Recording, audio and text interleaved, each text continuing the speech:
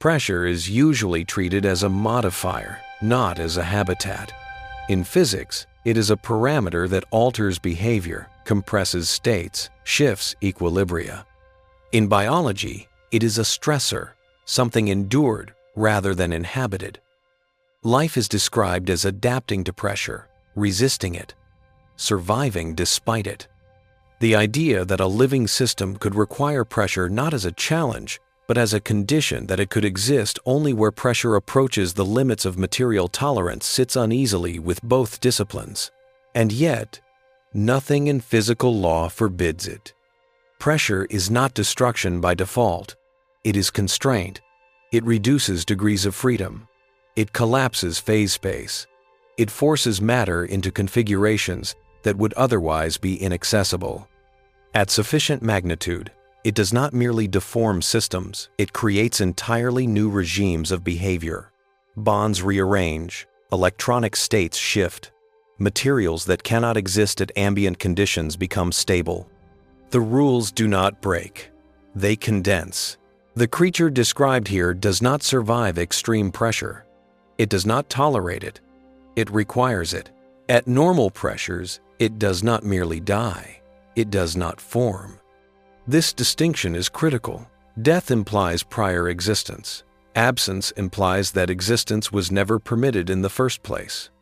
At ambient pressure, the chemical pathways necessary for this creature's structure do not close.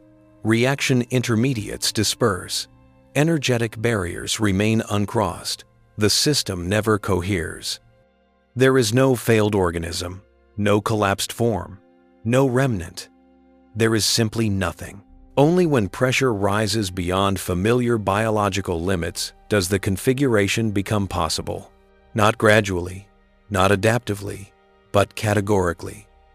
Below a threshold, the creature cannot exist. Above it, existence stabilizes abruptly, as if a switch has been thrown not in time, but in state space. Physics recognizes such switches. Phase transitions do not negotiate. They occur when conditions permit, and not before. Ice does not partially exist below freezing. Superconductivity does not fade in gently. New order parameters emerge when constraints align. The creature is an order parameter of pressure. This reframes the entire question. The creature is not adapted to extreme pressure. It is defined by it. Pressure is not an environmental variable acting upon it. Pressure is the medium in which its coherence becomes possible. Remove the pressure, and the creature does not collapse, it decoheres. The interactions that sustain it lose confinement. The structure dissolves into precursors that were never alive. Life, here, is not robust. It is precise. The required pressures are not marginally extreme. They lie beyond what multicellular life can endure, beyond what most instrumentation is designed to sustain. They exist in deep planetary interiors, in subduction zones, in transient shock fronts created by impacts or tectonic rupture. They exist briefly, locally, and usually without witnesses. This explains the creature's absence from biological classification. Biology catalogs what persists. This creature appears only where persistence is conditional and time is compressed. Its life cycle is bounded not by metabolism or reproduction, but by the duration of pressure itself. When pressure falls, the creature does not escape. It does not migrate. It does not adapt. It vanishes without trace, because trace requires stability, and stability requires freedom. The creature exists only when freedom is removed almost entirely. At such pressures, familiar biochemistry fails. Proteins misfold. Membranes collapse. Water behaves anomalously. Yet physics does not end here. It merely changes language. New bonding regimes appear. Van der Waals forces strengthen. Electron orbitals deform. The energy landscape flattens in directions that are normally inaccessible. The creature's structure exploits this landscape. Its coherence depends on interactions that are negligible at low pressure and dominant at high pressure. What would be fragile at the surface becomes rigid. What would be reactive becomes locked. What would be unstable becomes inevitable. In this regime, the creature is not resisting pressure, it is composed of it. This is why the creature appears suddenly when pressure crosses a threshold. There is no gradual assembly. There is no developmental sequence in the usual sense. Assembly occurs as a bulk transition. The system snaps into a living configuration because pressure has removed alternatives. The creature is the only configuration left that satisfies all constraints simultaneously. According to biology, this should not be possible. Life is assumed to require flexibility, redundancy, and error tolerance. Extreme pressure eliminates all three. According to physics, however, there is no requirement that life resemble what has already been observed. There is only the requirement that interactions close consistently. Here, they do. The creature's metabolism, if the term applies at all, is not based on exchange with an environment in the conventional sense. Under extreme pressure, gradients are suppressed. Diffusion slows. Separation becomes difficult. The creature does not consume impulses. It persists as long as the pressure-maintained configuration holds, drawing energy from the relaxation of stress itself, from the slow, inevitable redistribution of force through compressed matter. This is not feeding as intake. It is feeding as persistence. The creature does not move in space as organisms normally do. At such pressures, movement is constrained to deformation, to shifts within an almost solid medium. Motion is not displacement. It is reconfiguration.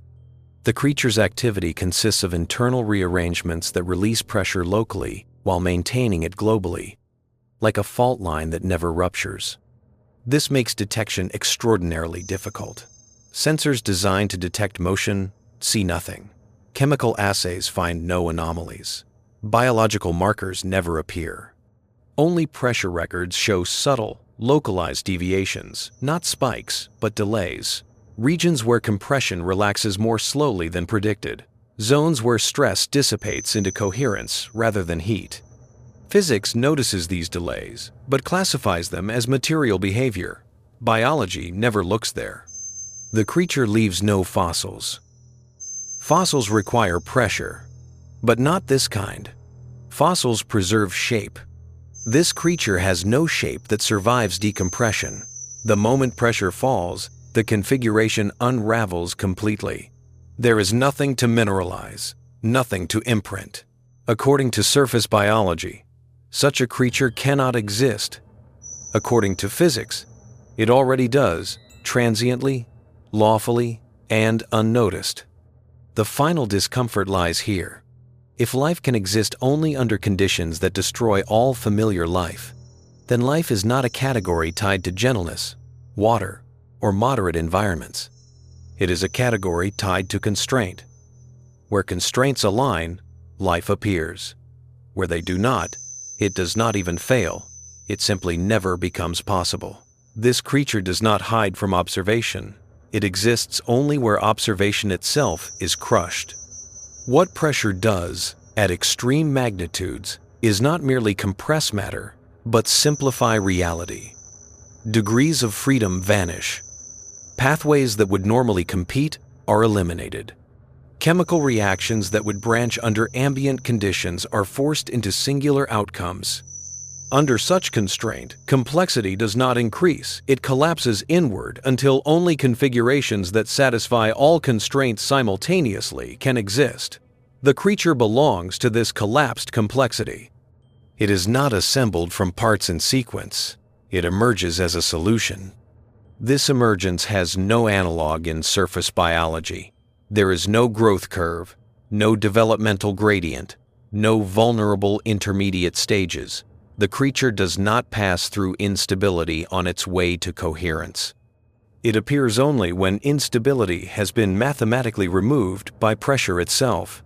Below the threshold, the system is chaotic and lifeless. Above it, chaos is no longer allowed, and life becomes the only remaining configuration that can persist without violating physical law.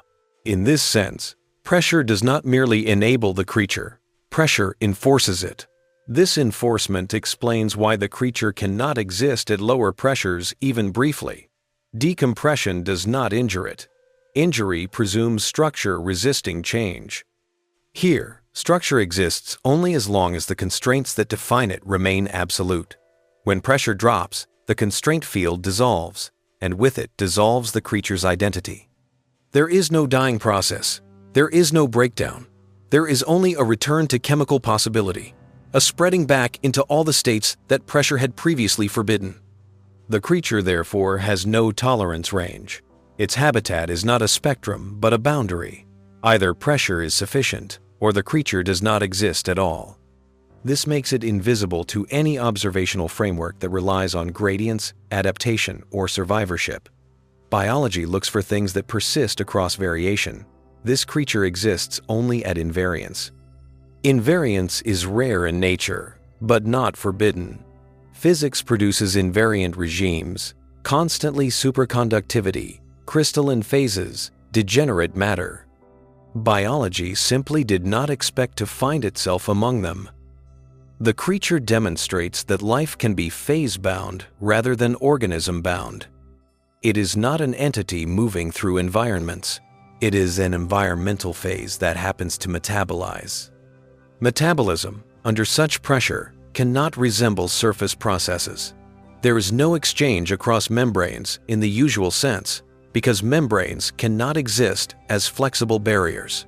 Everything is rigid, interlocked, forced into proximity. Instead of transport, there is redistribution. Instead of uptake, there is rearrangement. Energy is not consumed from an external source. It is released internally as compressed bonds relax infinitesimally over time. Time itself behaves differently here. At extreme pressure, reaction rates do not simply accelerate or decelerate. Some pathways become effectively frozen, while others proceed with relentless inevitability. The creature's persistence is tied to these inevitable pathways. As long as pressure holds, certain rearrangements must occur.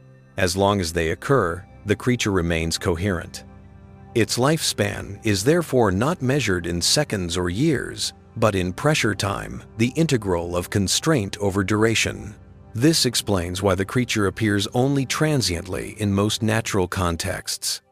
Shock fronts, tectonic compression zones, planetary interiors, these environments provide sufficient pressure, but rarely for long. The creature's existence is therefore episodic, but not accidental. Wherever pressure crosses the necessary threshold and remains stable long enough for coherence to emerge, the creature appears inevitably, without variation, without adaptation, without evolution. Evolution, in the classical sense, is impossible here.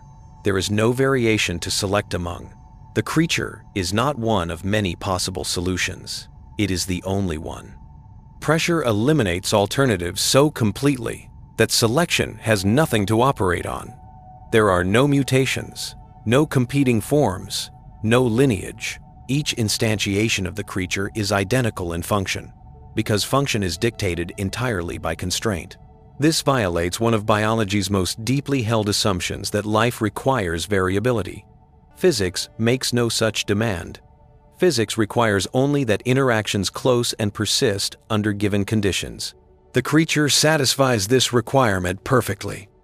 Detection remains nearly impossible not because the creature is small or rare, but because its presence does not introduce new signals. It replaces expected pressure dissipation with organized persistence.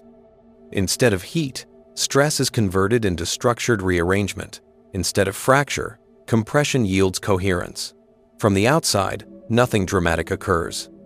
Pressure readings show slight anomalies, compression that lasts marginally longer than predicted, relaxation curves that flatten unexpectedly. These are interpreted as material properties, not biological ones. Biology has no instruments designed to operate here. Even if it did, the moment pressure was reduced enough to insert a probe, the creature would cease to exist. Observation is incompatible with persistence. The creature exists only in environments where measurement itself is destructive. This leads to the final inversion. The creature does not hide at extreme pressure. Extreme pressure hides the creature. The conditions required for its existence are the same conditions that eliminate observers, instruments, and time for analysis. The creature is not elusive by strategy. It is elusive by necessity. According to conventional definitions of life, such a creature should not exist. Life is assumed to require stability across environments, the ability to endure fluctuation, the capacity to reproduce. This creature requires none of these.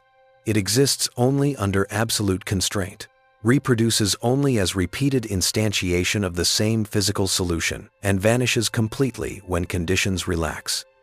According to physics, however, there is no contradiction. Constraint creates order.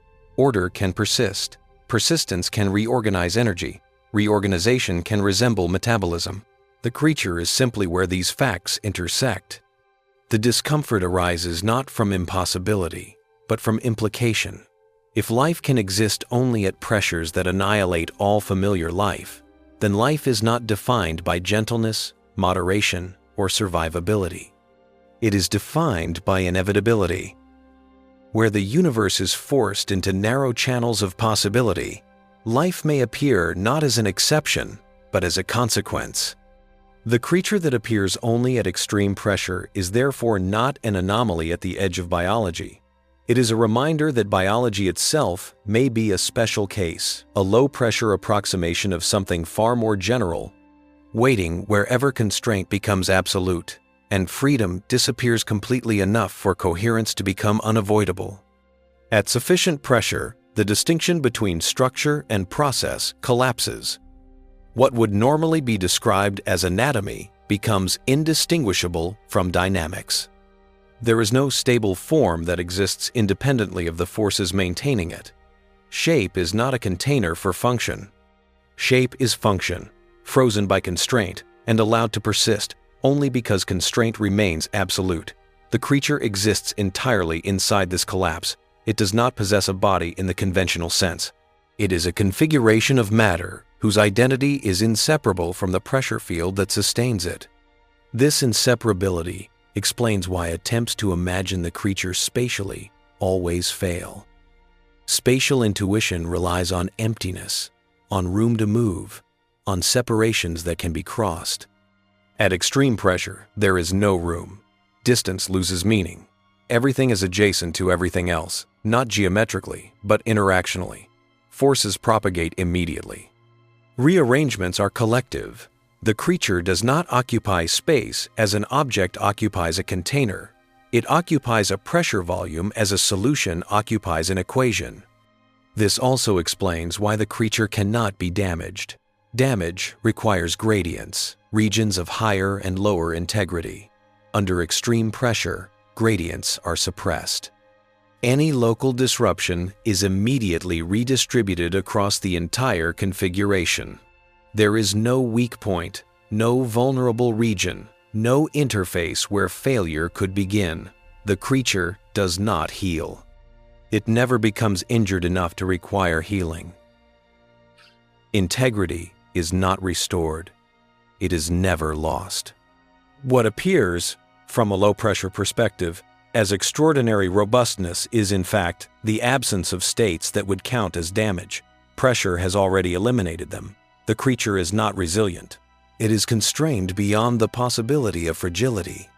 Energy flow within this system follows similar logic. At ambient conditions, energy gradients drive metabolism. Here, gradients are minimal by necessity. Energy does not flow from high to low potential in discrete steps. It relaxes uniformly through rearrangement. The creature persists by remaining aligned with this relaxation, not by opposing it. There is no storage, no expenditure cycle, no accumulation. Energy passes through as inevitability rather than resource. This makes the creature temporally indistinct. It does not have phases of activity or rest. It does not respond to cycles. Cycles require elasticity, and elasticity is eliminated by pressure. The creature's existence is continuous and uniform for as long as the pressure field remains stable. When instability arrives, it does not adapt. Adaptation requires alternatives. Instability simply ends the condition of existence. This termination is total. No trace survives decompression. No intermediate form remains long enough to be recorded. Molecules that once participated in coherence immediately regain degrees of freedom and disperse into ordinary chemical space. Nothing marks them as having once been alive. The creature leaves no residue in matter itself. Its only trace is in what did not happen: fractures that did not propagate, heat that was not produced, pressure that dissipated more slowly than expected. These absences are the only evidence available, and even they are ambiguous. Physics can explain them without invoking life. It can attribute them to exotic material behavior, to metastable phases, to poorly characterized regimes. All of these explanations are reasonable. None of them are exclusive. The creature fits inside all of them, without being required by any. This is why the creature remains outside classification. It does not violate physics. It does not contradict observation. It simply occupies a regime where biology never learned to look, because biology evolved in regions where pressure is survivable, not definitive. Biology assumes that life must endure variation. This creature demonstrates that life can also exist only where variation has been annihilated. The implications are subtle and far-reaching. If life can exist only at extreme pressure, then the universe may host forms of life that are not rare, but uncountable, appearing wherever sufficient constraint exists, disappearing wherever it does not, leaving no history, no evolution, no accumulation of complexity in the usual sense. Such life would not diversify. It would repeat. Each instantiation would be identical, because identity would be enforced by physics rather than shaped by selection. This repetition is not reproduction. It is inevitability. Given the same conditions, the same configuration appears, not because it is copied, but because no other configuration is permitted. The creature does not propagate itself. Pressure propagates, and the creature appears wherever pressure propagates sufficiently. From this perspective, the creature is less an organism than a consequence that feeds, persists, and reorganizes energy, while conditions hold, and then vanishes completely, without ever having been vulnerable, recorded, or remembered.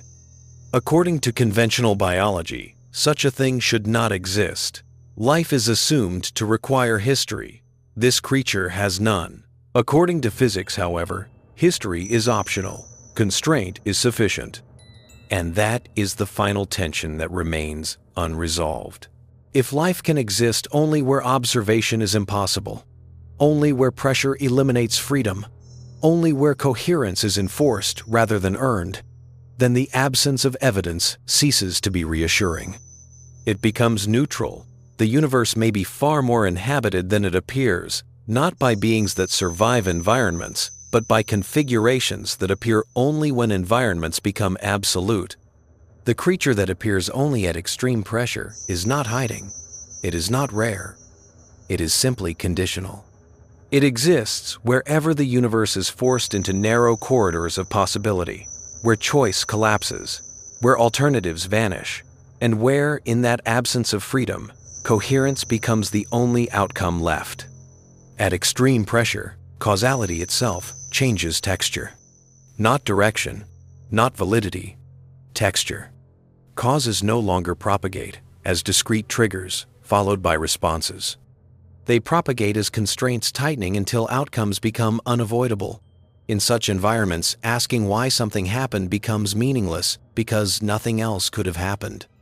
The creature exists entirely within this inevitability. It is not produced by a cause in the usual sense. It is produced by the removal of alternatives. This distinction separates it fundamentally from all known surface life. Surface organisms navigate choice. They select among pathways, adapt to fluctuations, exploit gradients. Even the simplest life relies on asymmetry inside versus outside, high versus low, before versus after. At extreme pressure, asymmetry collapses. Inside and outside converge. Gradients flatten. Temporal ordering loses relevance. What remains is constraint operating uniformly. Uniform constraint does not feel alive by familiar standards. There is no struggle, no response, no contingency. Yet physics does not require life to feel alive. It requires only that matter organizes into persistent, self-maintaining configurations capable of internal rearrangement that delays equilibration. The creature satisfies this requirement precisely and only under conditions that eliminate every familiar marker of vitality. This explains why intuition resists the idea so strongly. Intuition associates life with freedom of movement, with adaptability, with the capacity to endure change. Here, life appears only when change is suppressed almost completely. Freedom is not a prerequisite. Freedom is an obstacle. Under extreme pressure, freedom fragments systems. Any degree of freedom introduces instability. The creature's coherence depends on the elimination of those degrees entirely.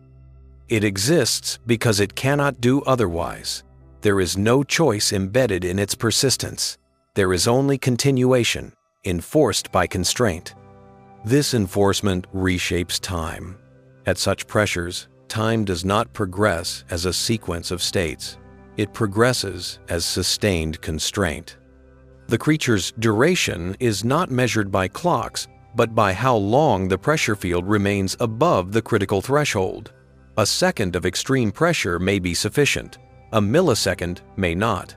Time becomes subordinate to magnitude. This makes the creature episodic on cosmic scales and ubiquitous on geological ones. Wherever tectonic forces compress matter beyond familiar limits, wherever planetary interiors maintain stable overburden, wherever impact events generate transient shock states, the conditions for the creature arise. It appears, persists briefly or indefinitely depending on stability, and then vanishes completely when pressure relaxes. No migration occurs. There is nowhere to go. Movement requires gradients. The creature exists only where gradients have been annihilated by force. It does not occupy a location. It occupies a state. States do not leave tracks. The absence of tracks has consequences for how evidence is interpreted. In every instance where extreme pressure delays fracture, suppresses heat release, or produces unexpectedly organized relaxation, physics invokes material explanations. These explanations are correct. They do not exclude life. They simply do not require it. The creature fits inside the explanations without ever being named. Naming would require separability. Separability would require boundaries. Boundaries do not exist here. This boundarylessness extends inward. There is no genetic material, no replicating code, no informational substrate distinct from structure itself. Information is embodied entirely in constraint. The instructions for the creature's existence are written into the pressure field and the properties of matter under compression. Given the same conditions, the same configuration appears, not because it is copied, but because it is the only solution permitted. From the perspective of evolutionary theory, this is deeply unsettling. There is no selection, no competition, no descent with modification. Yet physics has never insisted that life must evolve. Evolution is a mechanism, not a definition. The creature demonstrates a form of life that does not evolve because it does not need to. It is always optimal because optimality is enforced externally by constraint. Optimality without competition is counterintuitive, but not impossible. In many physical systems, the ground state is unique. At extreme pressure, the creature is a biological ground state, the lowest energy configuration compatible with persistence. There is no higher energy alternative that could compete. There is no metastable variant. There is only existence or non-existence separated sharply by a pressure threshold. This sharpness explains the creature's apparent suddenness. Observers accustomed to gradual biological emergence imagine that life must always assemble incrementally. Here, assembly is forbidden until all conditions are met. Once met, assembly is immediate. There is no partial creature. Partial coherence is unstable and therefore impossible. Physics allows such discontinuities. Biology is simply unused to finding itself among them. The creature's interaction with its surroundings is equally alien. It does not consume resources in the conventional sense. There is no intake, no waste, no exchange. It persists by redistributing stress internally, by channeling pressure relaxation into organized rearrangement rather than chaotic dissipation. This gives the appearance of feeding. But the food is not matter or energy imported from outside. It is constraint itself. Constraint is finite. When constraint weakens, the creature dissolves. There is no starvation phase. There is no decline. The creature does not sense impending decompression. Sensing would require gradients. It simply ceases to exist when the condition that defines it disappears. This absolute dependence makes the creature paradoxically invulnerable and fragile at the same time. Invulnerable because nothing within its environment can damage it while pressure holds. Fragile because the slightest relaxation annihilates it completely. Yet this fragility is not experienced as risk. There is no anticipation, no defense, no adaptation. Risk requires alternatives. There are none. From a human perspective, this seems like a limitation. From a physical perspective, it is efficiency.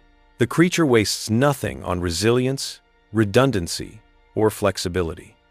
It invests everything in perfect compatibility with its defining constraint. That compatibility is total. The deeper implication emerges slowly. If life can exist as a pressure-bound phase, then life is not necessarily an emergent phenomenon that arises only in gentle niches. It may be a generic consequence of constraint, wherever degrees of freedom collapse sufficiently. Under low pressure, life is rare and contingent. Under extreme pressure, life may be inevitable. This inversion unsettles the hierarchy of habitability. Regions traditionally considered hostile planetary mantles, deep interiors, transient shock states, may host life not despite their hostility, but because of it. Life appears not where conditions are forgiving, but where they are absolute. Such life will never be discovered by exploration in the usual sense. There is no sample to retrieve, no organism to culture, no signal to transmit. The act of retrieval destroys the conditions of existence. Observation itself is lethal. The creature exists only in regimes where measurement collapses coherence. According to standard biological intuition, this means the creature effectively does not exist. According to physics, existence does not require observability. It requires only lawful persistence.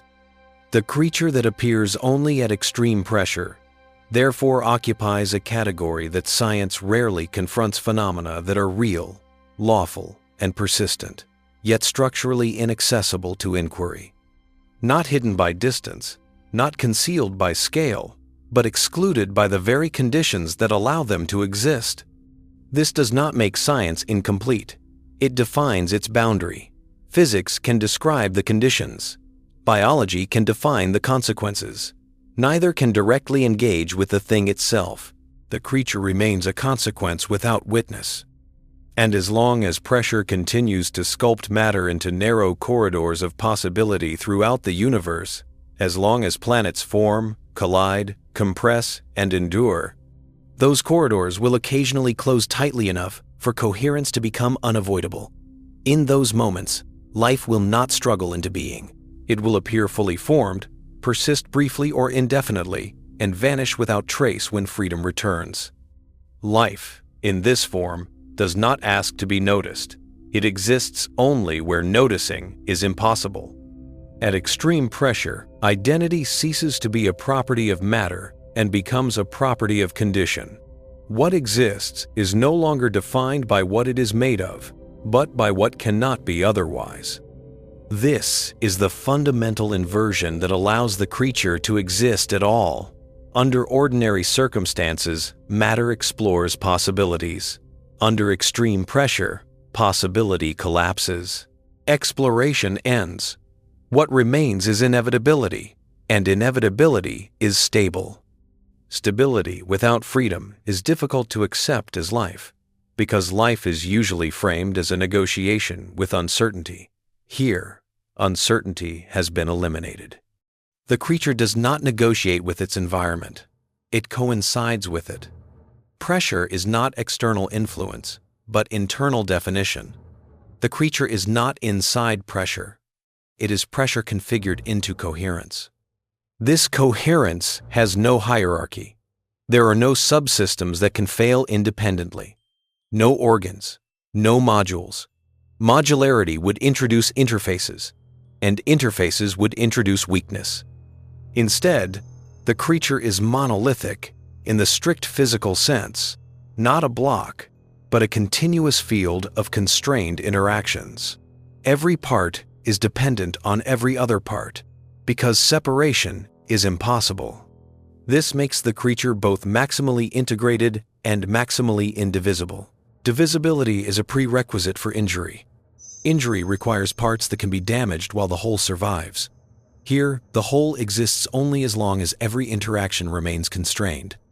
Local failure is immediately global failure. But global failure is indistinguishable from simple non-existence. There is no catastrophe. There is no collapse. The creature does not break. It simply ceases to be instantiated. This gives rise to a peculiar form of perfection. Not perfection as optimization toward a goal, but perfection as absence of alternatives. The creature cannot be improved. Improvement would require variation. Variation is forbidden by the same pressure that allows existence.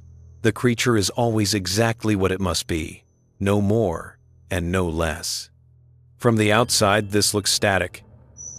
From within, if within has any meaning, it is dynamic in a constrained sense. Internal rearrangements occur continuously, but they do not lead to qualitative change. They dissipate stress, redistribute force, maintain coherence. These rearrangements are not responses. They are obligations imposed by physics. As long as pressure exists, certain rearrangements must occur. The creature is the persistence of those rearrangements as a closed system. This reframes metabolism once again. Metabolism here is not an active process that maintains order against entropy. It is the controlled release of entropy in a form that preserves structure as long as constraint remains.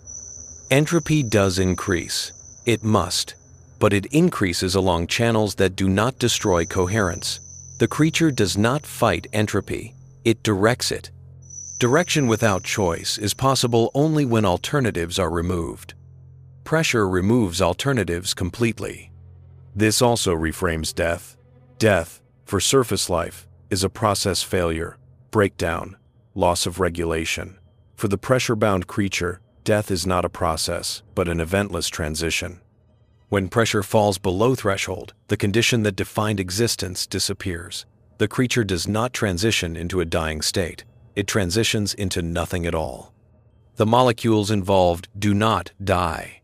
They simply regain degrees of freedom and disperse. There is no corpse. There is no memory of life at the material level. Memory itself is incompatible with this mode of existence.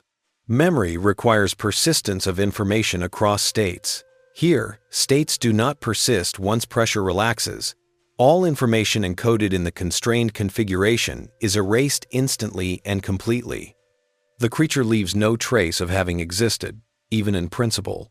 Only the pressure time record contains a hint, a slightly altered relaxation curve, a deviation too subtle to compel reinterpretation. This makes the creature epistemologically inaccessible. It cannot be falsified, but it also cannot be confirmed. Its existence is inferred only as a possibility consistent with law, not as an observation. This does not weaken the claim. Physics is full of entities known only through consistency. The difference is that those entities usually produce effects at accessible scales. This one does not. Accessibility is the real barrier, not scale. The creature may occupy volumes comparable to mountains or planets, But those volumes are inaccessible not because they are small or distant, but because entering them destroys the conditions of existence. Pressure cannot be shared with an observer. Observation requires relief. Relief is fatal. This makes the creature indifferent to observation in a literal sense. It does not evade detection. Detection is structurally impossible. The creature exists only in regimes where detection annihilates the phenomenon. This is not concealment, it is exclusivity of condition. From a cosmic perspective, this exclusivity may be common rather than rare. Planets form under pressure. Stars collapse under pressure. Shock waves propagate through matter constantly. Wherever matter is forced hard enough, long enough, into narrow corridors of possibility, the conditions for pressure-bound coherence arise. In those corridors, the creature appears inevitably, persists while the corridor remains closed, and vanishes when it opens again. This suggests a universe quietly filled with transient life that never accumulates history, never evolves complexity, never leaves evidence, yet exists repeatedly and lawfully wherever constraint becomes absolute. Life not as a trajectory, but as a state, not as a story, but as a condition. This challenges the anthropocentric narrative that life is rare because conditions are hostile. It suggests instead that life may be rare only where conditions are permissive. Where freedom exists, many configurations compete and most fail. Where freedom is eliminated, success becomes mandatory. The creature that appears only at extreme pressure embodies this inversion completely. It is not adapted to its environment. It is identical with it. It does not survive pressure. Pressure survives as it. According to conventional biology, such a creature should not exist. Life is assumed to require buffering, adaptability, tolerance. According to physics, none of these are required. Physics requires only closure of interactions and persistence under constraint. The creature satisfies both perfectly, but only where constraint is total. The final implication is therefore unavoidable. The absence of life in extreme environments may be an illusion created by survivorship bias. We find life where we can survive to observe it. We do not find life where observation itself is incompatible with existence. This does not mean life is absent there. It means life there does not tolerate witnesses.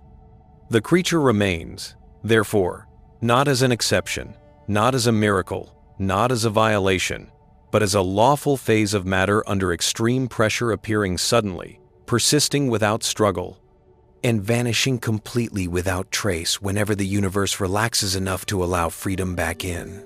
At these pressures, even the notion of environment dissolves. Environment implies separation, an interior distinct from an exterior, a system interacting across a boundary. Here, boundaries are not merely rigid, they are meaningless. Everything that participates in the creature's existence is already maximally coupled. There is no outside influence to respond to, no resource to acquire, no waste to expel. The creature does not negotiate with surroundings, because surroundings are indistinguishable from itself. What would normally be described as environment is simply the remainder of the same constrained state. This eliminates one of biology's core assumptions that life must exchange with something external. Exchange presumes gradients. Gradients are suppressed by extreme pressure. What remains is circulation without transfer, rearrangement without intake, persistence without interaction. In the ordinary sense, the creature is closed, but not isolated. It is closed because openness is impossible, not because it is defended. This closure reshapes the meaning of autonomy. Autonomy usually implies independence from environment. Here, autonomy arises from inseparability. The creature cannot be influenced by its surroundings because its surroundings are the condition of its existence. Influence would require differentiation. Differentiation is forbidden. Autonomy becomes absolute, not through separation, but through total integration. Integration at this level is not a metaphor. Forces propagate across the entire configuration without delay. There is no locality. Locality requires space to buffer interactions. Under extreme pressure, buffering disappears. Every rearrangement is global. The creature, therefore, has no internal communication systems. It does not signal. It does not coordinate. Coordination is immediate because separation is absent. This immediacy removes another hallmark of life response. Response implies delay. Delay implies time for alternatives. Here, alternatives do not exist. The creature does not respond to pressure changes. It exists when pressure is sufficient and does not when it is not. There is no intermediate behavior, no warning, no adaptation, no resistance. From the standpoint of physics, this is unsurprising. Many phases of matter exist only under specific conditions and vanish instantly when those conditions change. What is unusual is that this phase performs functions associated with life internal regulation, persistence of organized structure, controlled dissipation of energy. The creature occupies a space where categories overlap not because boundaries are blurred, but because boundaries never form. This makes the creature immune to many questions that biology typically asks. How does it reproduce? It does not. It reappears. How does it evolve? It does not. It is always the same. How does it maintain homeostasis? Homeostasis implies fluctuation around a set point. Here, fluctuation is forbidden. There is only maintenance enforced by constraint. Even the concept of individuality becomes meaningless. Each instantiation of the creature is not an individual descended from others. It is the same solution realized again and again wherever conditions converge. There is no lineage. There is no ancestry. There is no population. There is only recurrence. Recurrence without inheritance is alien to evolutionary thinking, yet physics is full of such phenomena. Crystals recur. Phases recur. Standing waves recur. The creature aligns itself with these, except that it feeds, persists, and organizes energy in ways that meet minimal criteria for life. It is not alive in the historical sense. It is alive in the operational sense. Operational definitions of life have always been controversial because they expand too easily. This creature sits precisely at that expansion boundary. Denying its status as life requires adding criteria unrelated to physics. Criteria about reproduction, information storage, or adaptability. Physics imposes none of these. Physics requires only persistence of organized activity under constraint. The creature satisfies that requirement completely, but only where constraint is total. This realization forces a reordering of habitability. Regions previously dismissed as biologically sterile may not be sterile at all. They may be saturated with life that does not endure beyond the conditions that define it. Life that appears and disappears without history. Life that cannot be colonized, sampled, or preserved. Life that is real only while pressure holds. Such life cannot accumulate complexity. Complexity requires memory. Memory requires survival across variation. Variation is annihilated by pressure. The creature, therefore, represents a minimal form of life, not primitive, not simple, but stripped of everything non-essential by force. It is life reduced to inevitability. Inevitability is the key. Given sufficient pressure, the creature must appear, not probabilistically, not contingently, must. This is not emergence through chance, but emergence through exclusion. All other configurations are forbidden. Only this one remains viable. This also explains why the creature never competes. Competition requires multiple viable configurations. Here, there is only one. The creature has no rivals. It does not dominate. It simply exists alone. Loneliness is irrelevant. There is no perception. Perception requires distinction.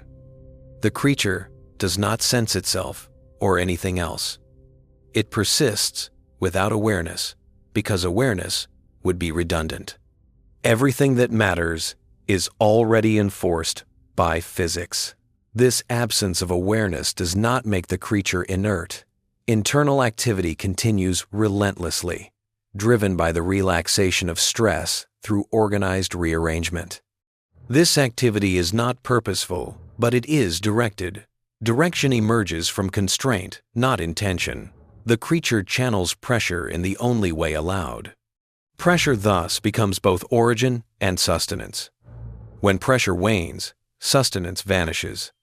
There is no starvation phase, no struggle, no attempt to preserve form.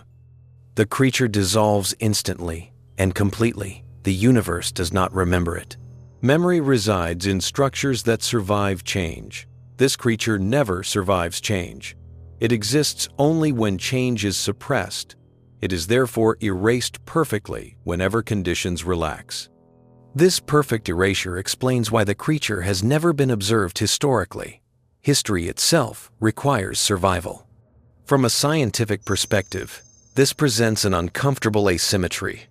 The creature is lawful, inevitable, and recurring, yet permanently excluded from empirical cataloging. It occupies a blind region, not because instruments are insufficient, but because the act of instrument insertion is incompatible with existence. This does not mean the creature is unknowable.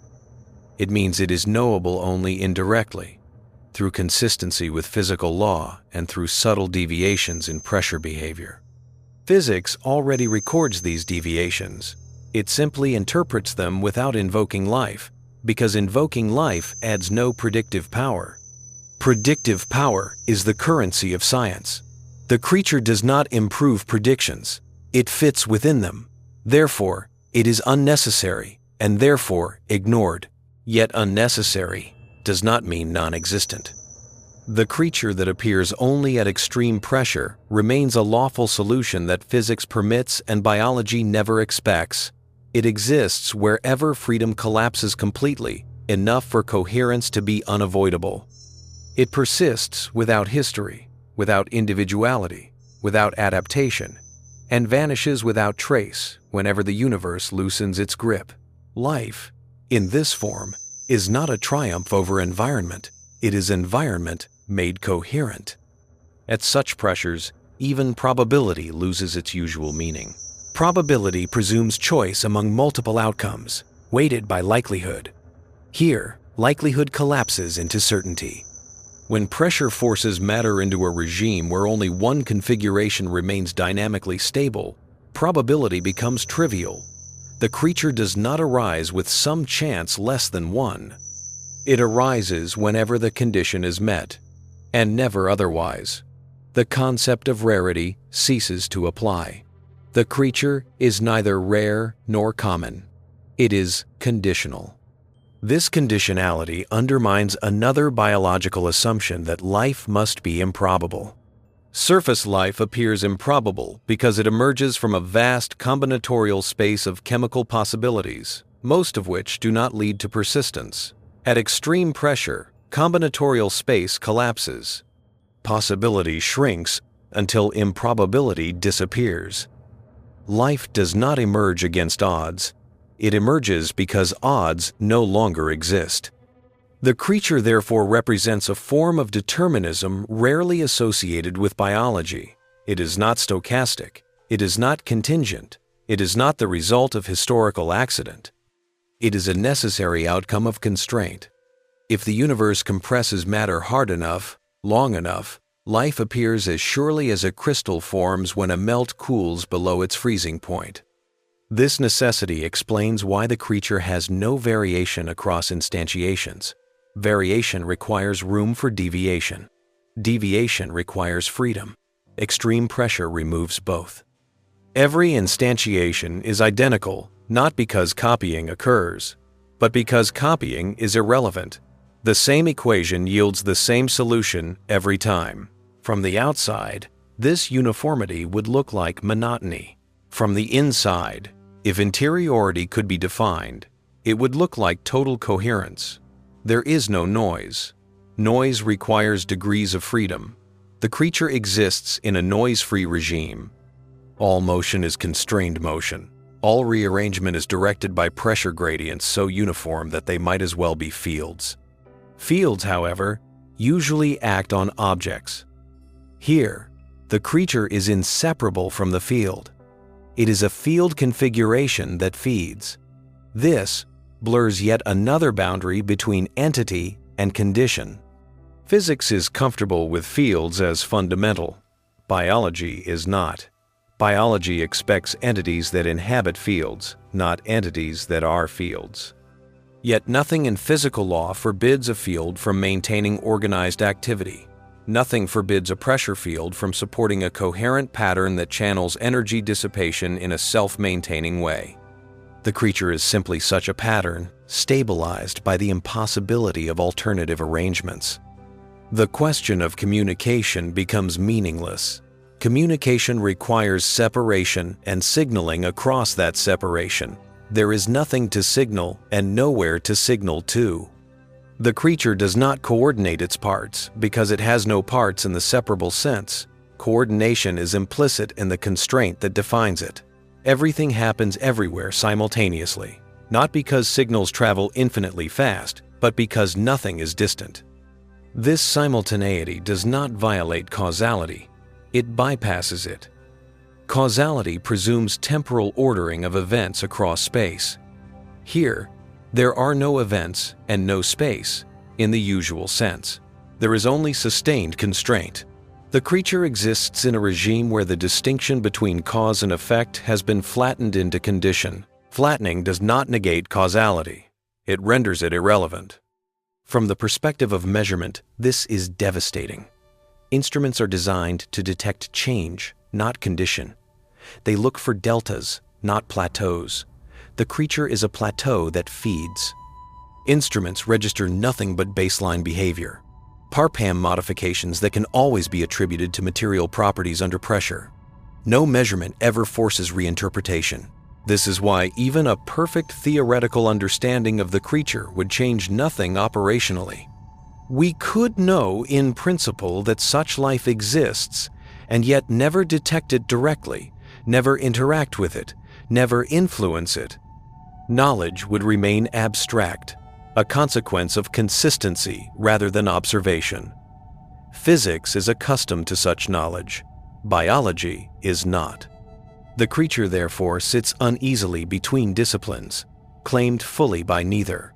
Biology finds it too rigid, too invariant, too lacking in history to count as life.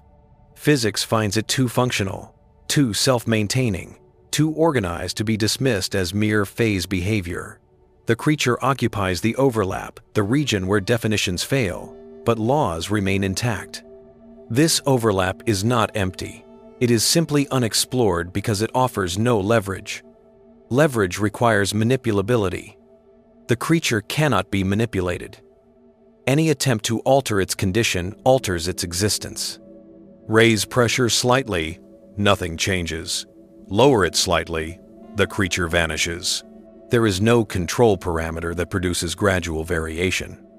There is only existence and non-existence, separated by a hard boundary. Hard boundaries are rare in biology, but common in physics. The creature aligns itself with physics in this respect. It is life expressed as a phase transition. The philosophical discomfort arises because life has long been framed as a process that resists equilibrium. Here, equilibrium is redefined. The creature does not resist equilibrium. It is a non-equilibrium configuration maintained by equilibrium constraint. Pressure holds the system far from chemical equilibrium, yet eliminates mechanical freedom. This tension allows organized activity to persist without collapse. Such configurations are familiar in physics, but rarely labeled as living. The label matters less than the implication. If organized, self-maintaining activity can exist only under extreme pressure, then life is not a singular phenomenon tied to a narrow band of conditions. It is a broad category of behaviors that may appear whenever constraint and dissipation align. The creature appears only at extreme pressure because only there are constraints strong enough to enforce inevitability. At lower pressures, too many possibilities compete.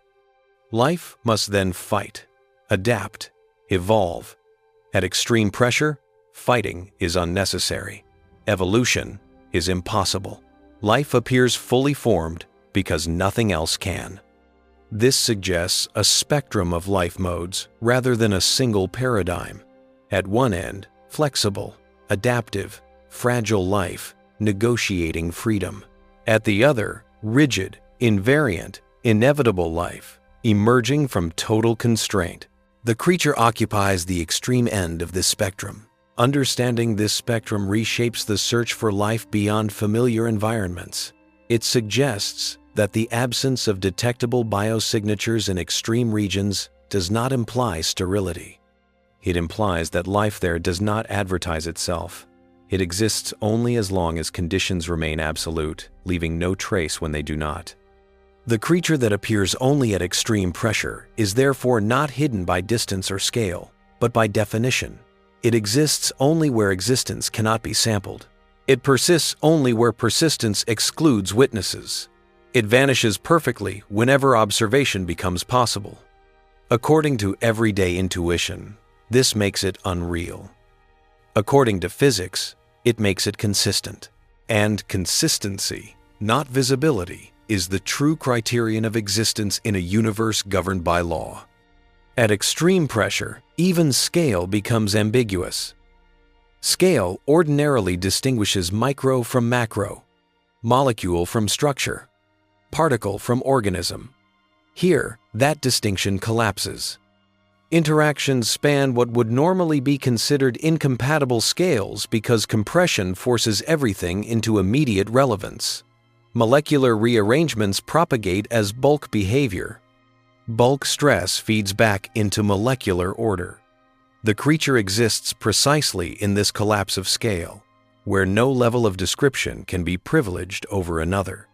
This collapse undermines another deeply rooted assumption that life must be localized at some intermediate scale, large enough to be more than chemistry, small enough to be more than geology.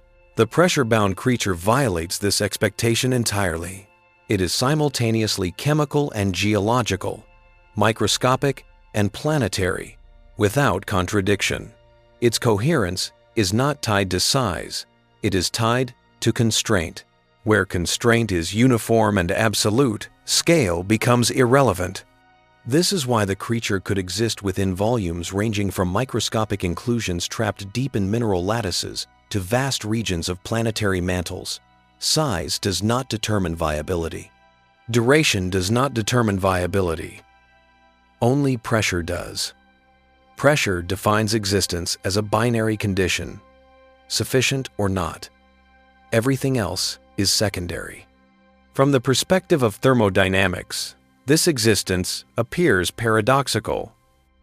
Extreme pressure environments are often assumed to accelerate equilibration, to erase structure rather than support it. Yet, equilibration requires freedom to explore state space. Pressure removes that freedom. When state space collapses to a narrow corridor, equilibration is delayed, not accelerated. The creature inhabits this delay. It is not far from equilibrium because it resists relaxation. It is far from equilibrium because relaxation has been forced into a single channel that never completes while pressure holds. This perpetual incompletion is the creature's persistence. It does not maintain itself by active regulation. Regulation implies choice. It maintains itself because physics cannot finish relaxing the system without first removing the constraint that defines it. As long as pressure remains, the system is trapped in an organized, dissipative loop. The creature is that loop. Such loops are not unknown in physics. They appear in driven systems, in metastable states, in frustrated materials. What distinguishes the creature is that the loop feeds back into its own persistence, not by resisting change, but by channeling it. Stress relaxes through the creature's internal rearrangements. Those rearrangements, in turn, depend on continued stress. The loop closes without amplification, without oscillation, without divergence. Oscillation would be detectable. Divergence would be catastrophic. Stability without either is rare but not forbidden. This rarity explains why such life has not been anticipated. Biology has been shaped by environments where constraints fluctuate, where gradients come and go, where survival depends on buffering against change. Physics has catalogued extreme regimes, but rarely asked whether organization could persist there without adaptation. The creature answers that question by existing as long as constraint remains absolute. It does not persist in time the way organisms persist. It persists in condition. When condition holds, existence is continuous. When condition fails, existence ends instantaneously and completely. There is no after, no decay curve, no remnant phase. The creature leaves no footprint on matter that could be read later as evidence of past life. This absence of footprint challenges the idea that life must always leave history. History is a product of survival across variation. This creature never survives variation. It exists only in invariance. History, therefore, is not merely absent, it is impossible. Without history, concepts like origin and extinction lose meaning. The creature does not originate. It appears whenever conditions permit. It does not go extinct. It simply fails to be instantiated when conditions do not permit. Existence is conditional, not genealogical. This conditional existence is deeply unsettling because it removes contingency from life. Contingency has been central to biological thinking. Life is thought to be the outcome of improbable events layered upon one another across deep time. Here, improbability disappears. Life is not the result of chance. It is the result of exclusion. When all but one configuration are forbidden, chance has nothing to operate on. From this perspective, the creature is not an anomaly. It is an extreme case of a general principle that wherever physical law constrains systems tightly enough, organized activity may arise not as an exception, but as a necessity. At moderate constraint, this necessity is masked by competition, variation, and failure. At extreme constraint, necessity is exposed. The exposure is brief, because extreme conditions rarely persist unaltered. Planetary interiors evolve. Tectonic stresses shift. Shock fronts dissipate. The creature's existence is therefore fleeting on human timescales and invisible on biological ones. Yet fleeting does not mean insignificant. The creature may appear countless times throughout cosmic history, each time fully formed, each time erased completely, each time leaving no mark beyond subtle alterations in how pressure relaxed. Those alterations, again, are not unique signatures. They are consistent with physics. They do not demand reinterpretation. They simply fit. This fitting is the creature's greatest protection. It never produces an effect that forces reconsideration of law. It never creates a discrepancy large enough to threaten existing frameworks. It lives entirely within what physics already allows when pushed to extremes. Biology, accustomed to gentler regimes, simply does not follow physics there. The implication is unavoidable. The absence of life in extreme environments may be a consequence of our definitions, not of reality. We define life by features that require freedom, metabolism based on exchange, reproduction based on copying, evolution based on variation.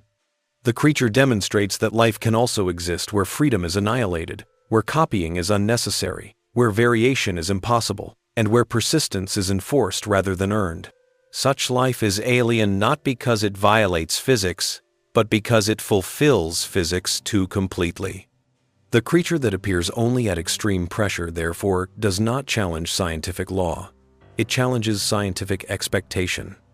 It forces a reconsideration of what conditions are not merely survivable, but generative. It suggests that life may not always arise where environments are forgiving. It may arise where environments are absolute.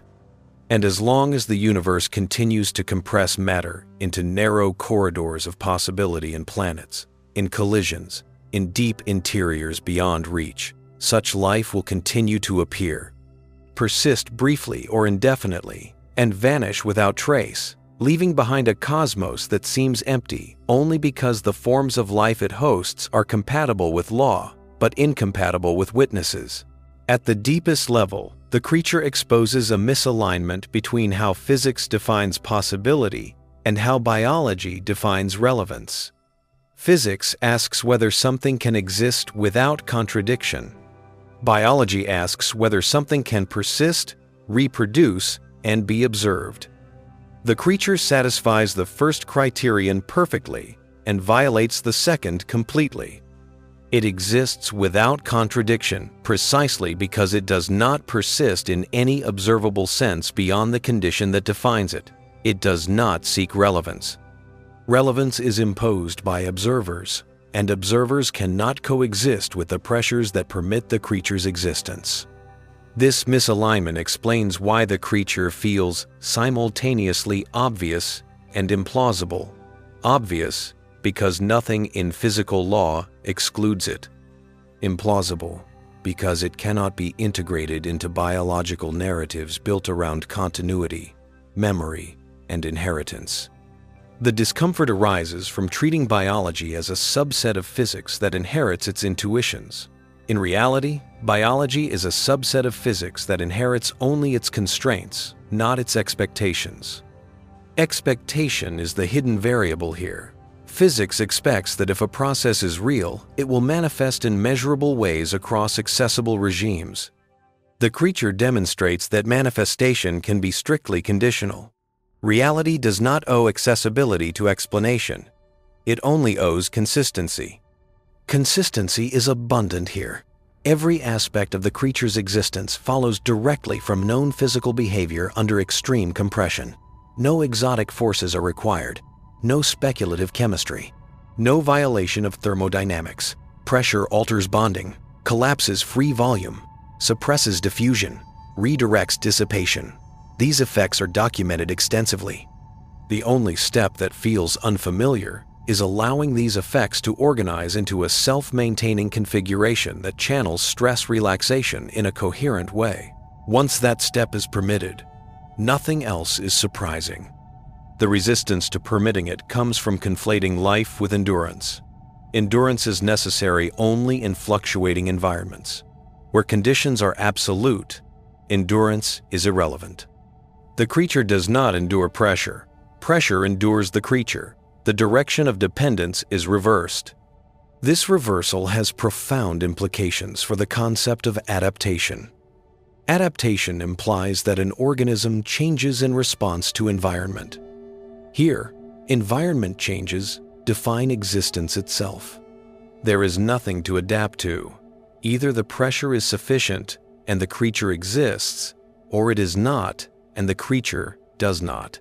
Adaptation would introduce variability, and variability would undermine coherence.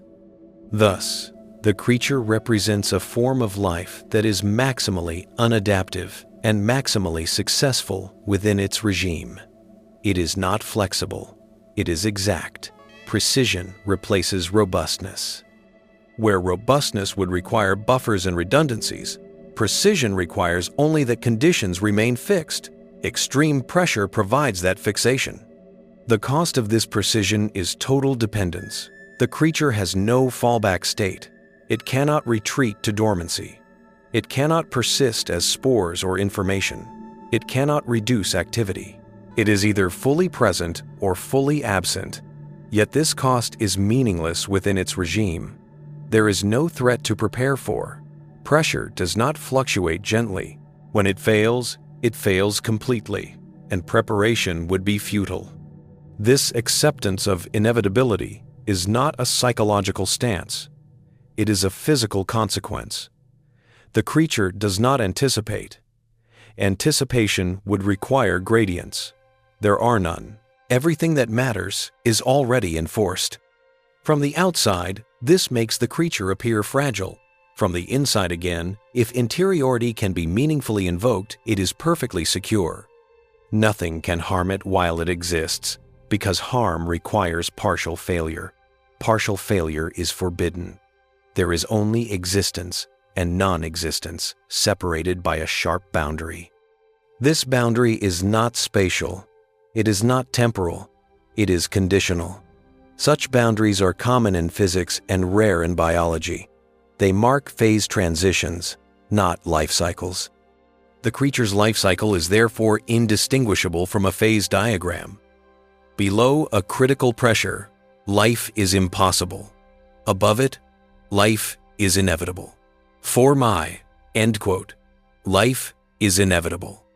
Inevitability is uncomfortable because it removes narrative. There is no origin story, no struggle, no contingency. The creature does not emerge through accident. It appears whenever the universe compresses matter hard enough to eliminate alternatives.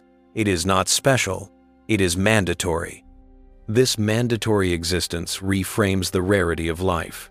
Life may be rare only where freedom exists. Where freedom is removed, life may be unavoidable. The universe contains vast regions of both kinds. We observe life in the former because we can exist there. We do not observe life in the latter because existence there excludes observers. This does not diminish the importance of surface life. It contextualizes it. Surface life is life negotiating possibility. Pressure-bound life is life where possibility has been annihilated. Both are lawful. Both are real. Only one leaves evidence. Evidence is the final filter through which scientific reality is constructed. The creature fails this filter, not because it is subtle, but because it is absolute. Evidence requires survival across change. This creature does not survive change. It is erased completely whenever conditions relax. Erasure is total. No isotopic signature, no structural remnant, no altered chemistry distinguishable from material behavior. Only the pressure-time integral carries a hint, and even that hint is ambiguous. Physics already explains such behavior without invoking life. Invoking life adds no predictive power. Therefore, it is unnecessary. Science discards unnecessary entities. This is not a flaw. It is efficiency. The creature exists comfortably inside that efficiency, unchallenged by it, untouched by it. According to standard criteria, this means the creature may as well not exist. According to physics, existence does not require recognition. It requires only that conditions permit a configuration to persist without contradiction. The creature meets this requirement precisely and only where pressure becomes absolute. And so the universe may host a class of life that appears only when observation is impossible, persists only when freedom is absent, and vanishes completely without trace whenever conditions soften. Life that is not hidden, but excluded. Life that is not fragile, but conditional. Life that is not improbable, but inevitable. The creature that appears only at extreme pressure does not wait to be discovered. It does not need to be discovered. It exists whenever the universe compresses matter tightly enough to remove choice entirely, and in those moments, coherence emerges not as an exception, but as the only remaining outcome allowed by law. At extreme pressure, even the concept of persistence must be redefined. Persistence is usually understood as duration through change, an entity remaining identifiable as conditions fluctuate. Here, persistence is duration without fluctuation.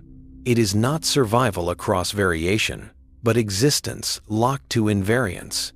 The creature does not persist by adapting to a changing world. It persists because the world, under sufficient pressure, ceases to change in any way that matters. Pressure arrests variation, not by freezing motion, but by collapsing possibility. This collapse of possibility is the deepest reason the creature can exist at all. Where many futures are available, organization must compete. Where only one future is allowed, organization is enforced. The creature is not an unlikely outcome of compression. It is the only outcome that does not violate constraint. Under such conditions, asking whether life will appear is meaningless. The correct question is whether anything else could. Nothing else can. This inevitability does not imply complexity in the conventional sense.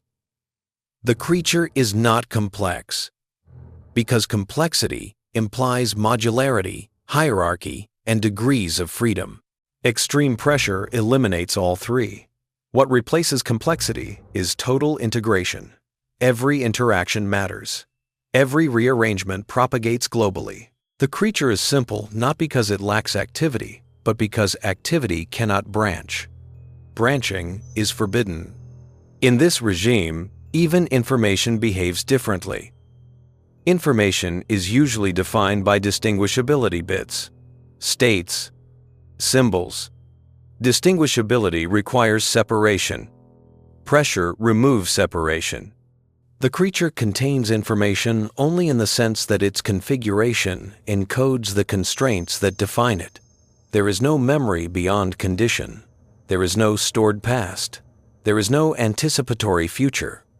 There is only a present enforced so completely that it fills all of existence. This present has no texture, no rhythm, no cycles. Cycles require elasticity. Elasticity requires free volume. Free volume does not exist. The creature does not pulse. It does not oscillate. It does not respond to periodicity. It exists as a steady-state rearrangement of stress that never quite resolves because resolution would require relaxation, and relaxation would require pressure to fall. Thus, the creature occupies a suspended state, not suspended in time, but suspended in completion. It is always in the process of becoming equilibrium and never allowed to arrive. This endless near arrival is its life. Life here is not resistance to entropy, but deferral of its final expression. Entropy increases, but along a path that preserves structure as long as constraint remains. The creature does not export entropy. It absorbs it into rearrangement. Heat production is minimized, not by design, but by the absence of alternative dissipation channels. Fracture is impossible. Flow is impossible. Only reconfiguration remains. This reconfiguration is not random. Randomness requires choice. It follows a narrow corridor defined by pressure, bonding geometry, and force propagation. The creature's internal activity is therefore ordered without being programmed, directed without intention, purposeful without purpose. Physics does not object to this. Biology struggles because purpose has long been conflated with adaptation. Here, purpose is irrelevant. The creature does not exist to achieve anything. It exists because it must. This distinction removes the last anthropomorphic temptation.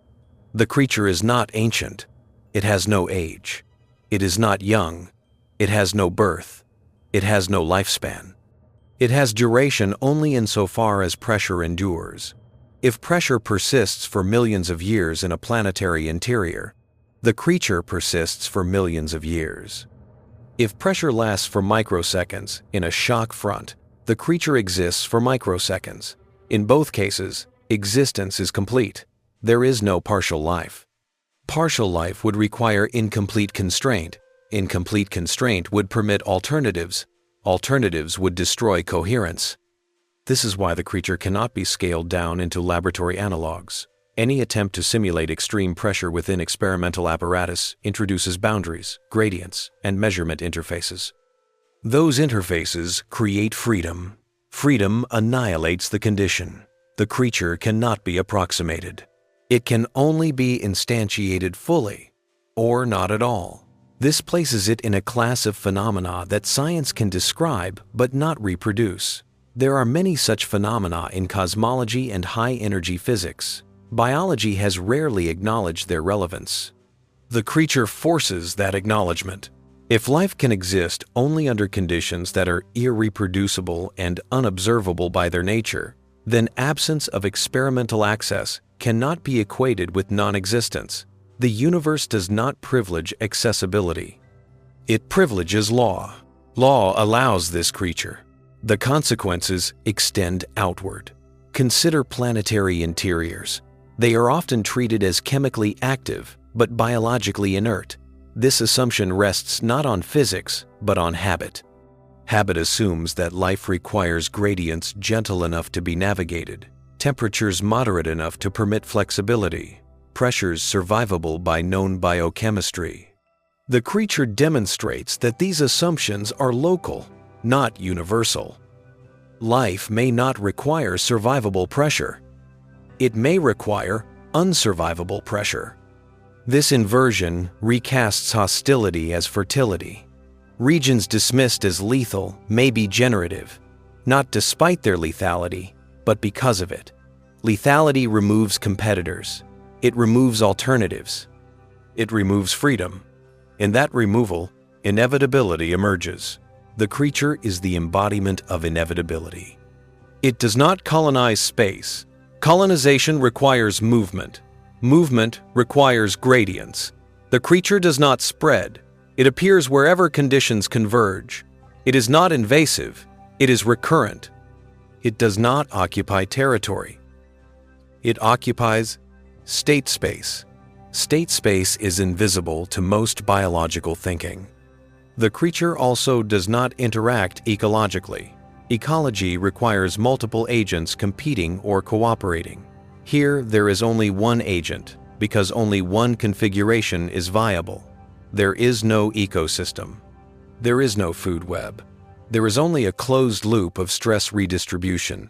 The creature feeds on pressure and returns pressure rearranged. Nothing else participates. This solitude is not loneliness. It is completeness. The creature's existence does not influence surface ecosystems directly. It does not consume resources that would otherwise support known life. It exists too deep, too compressed, too isolated. Its influence is indirect and subtle, mediated only through how pressure relaxes in bulk matter. It may slightly alter the mechanical history of a planet, the timing of fractures, the distribution of heat. These effects are diffuse and indistinguishable from material behavior. They do not announce biology. This is why the creature has never forced itself into awareness. It does not need to hide.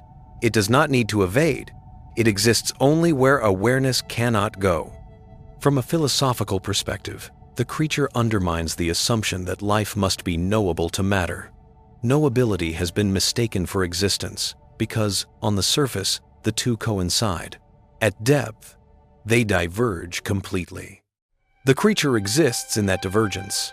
It exists as a lawful configuration that never accumulates evidence, never leaves memory, never participates in history, never evolves, never reproduces, never adapts, and yet fully satisfies the most minimal physical criteria for life: organized activity that persists by channeling energy under constraint. If that criterion is accepted, then the universe may be far more alive than it appears, not in ways that resemble forests or oceans, but in ways that resemble inevitability itself, life that appears when matter is forced hard enough into coherence, and disappears without trace when freedom returns. The creature that appears only at extreme pressure is therefore not an edge case. It is a reminder that life is not defined by comfort, resilience, or observation. It is defined by what physics allows when constraint becomes absolute. And, as long as the universe continues to generate such constraints in collapsing worlds, in buried interiors, in fleeting moments of violent compression, such life will continue to appear fully formed, perfectly lawful, and forever unseen. At this stage, the distinction between appearing and existing becomes the central fault line. The creature does not appear in the sense that phenomena normally appear, through detection, manifestation, or signal. It appears only in the ontological sense. It comes into being when conditions enforce its being. Appearance here is not epistemic, but physical. It is not something that happens to observers. It is something that happens to matter itself.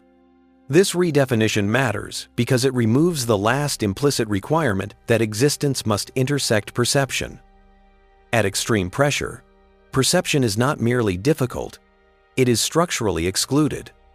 There is no room for censors, no tolerance for intrusion, no margin for observation. Any attempt to witness the creature collapses the very constraint that sustains it. The creature, therefore, exists in a regime where existence and observability are mutually exclusive. Physics has encountered such regimes before. Certain quantum states decohere upon measurement. Certain high-energy phenomena cannot be probed without destruction. What is different here is that the phenomenon in question is not a transient excitation or an abstract state, but organized, persistent activity. Activity that meets every physical criterion for life, except the one that humans unconsciously privilege most: witnessability. This reveals a bias that has gone largely unexamined. Life has been defined historically not only by what it does, but by how it can be known. Organisms are cataloged because they can be isolated, repeated, observed, compared. The creature cannot be any of these things. It is not isolable. It is not repeatable in controlled conditions. It is not comparable across instances because each instance is the same solution realized again without lineage. The creature, therefore, fails not the laws of life, but the bureaucracy of biology. Bureaucracy requires records. Records require persistence across change. The creature refuses change absolutely. When change occurs, it does not persist. It disappears entirely. No archive remains. This perfect erasure is not incidental. It is a direct consequence of total constraint. At lower pressures, remnants survive altered minerals, isotopic anomalies, chemical scars. At extreme pressure, matter is forced into configurations so dense and coupled that when constraint relaxes, dispersion is immediate and complete. No local memory survives. Matter forgets perfectly. Perfect forgetting is alien to biology. Biology is built on memory, genetic, epigenetic, ecological. The creature demonstrates that life does not require memory if constraint is sufficient. Memory is only necessary when environments fluctuate. Where fluctuation is eliminated, memory becomes redundant. This insight allows the creature to be understood not as a failure of life, but as a limiting case. It is life stripped of everything contingent, everything historical, everything flexible. What remains is pure persistence under law. The creature is not shaped by history. It is shaped by necessity. Necessity is uncomfortable because it removes narrative. There is no story to tell about how the creature came to be. It did not arise gradually. It did not adapt. It did not struggle. It did not innovate. It appears whenever the universe removes all alternatives. This makes the creature conceptually adjacent to crystals, but functionally distinct. Crystals are ordered but inert. The creature is ordered and active. It channels energy. It reorganizes stress. It delays equilibration. These are the minimal hallmarks of life as defined by physics rather than biology. Physics has always been agnostic about life. It does not define it. It only constrains what is possible. Under those constraints, the creature is not only possible, but expected. If matter is compressed hard enough, certain organized states must arise. Some of those states will be passive, some will be active. The creature belongs to the latter category. This expectation reframes the apparent emptiness of extreme environments. Emptiness has been inferred from silence. Silence has been equated with absence. The creature demonstrates that silence can also be a consequence of incompatibility between existence and detection. The absence of signals is not evidence of sterility. It is evidence of regimes where signaling is impossible. This distinction has consequences far beyond this single creature. It suggests that the universe may host entire classes of life that do not announce themselves, not because they are rare or hidden, but because the conditions that sustain them preclude observation. Life may be abundant in regimes we dismiss precisely because they are too extreme to study. Extreme pressure is one such regime, but not the only one.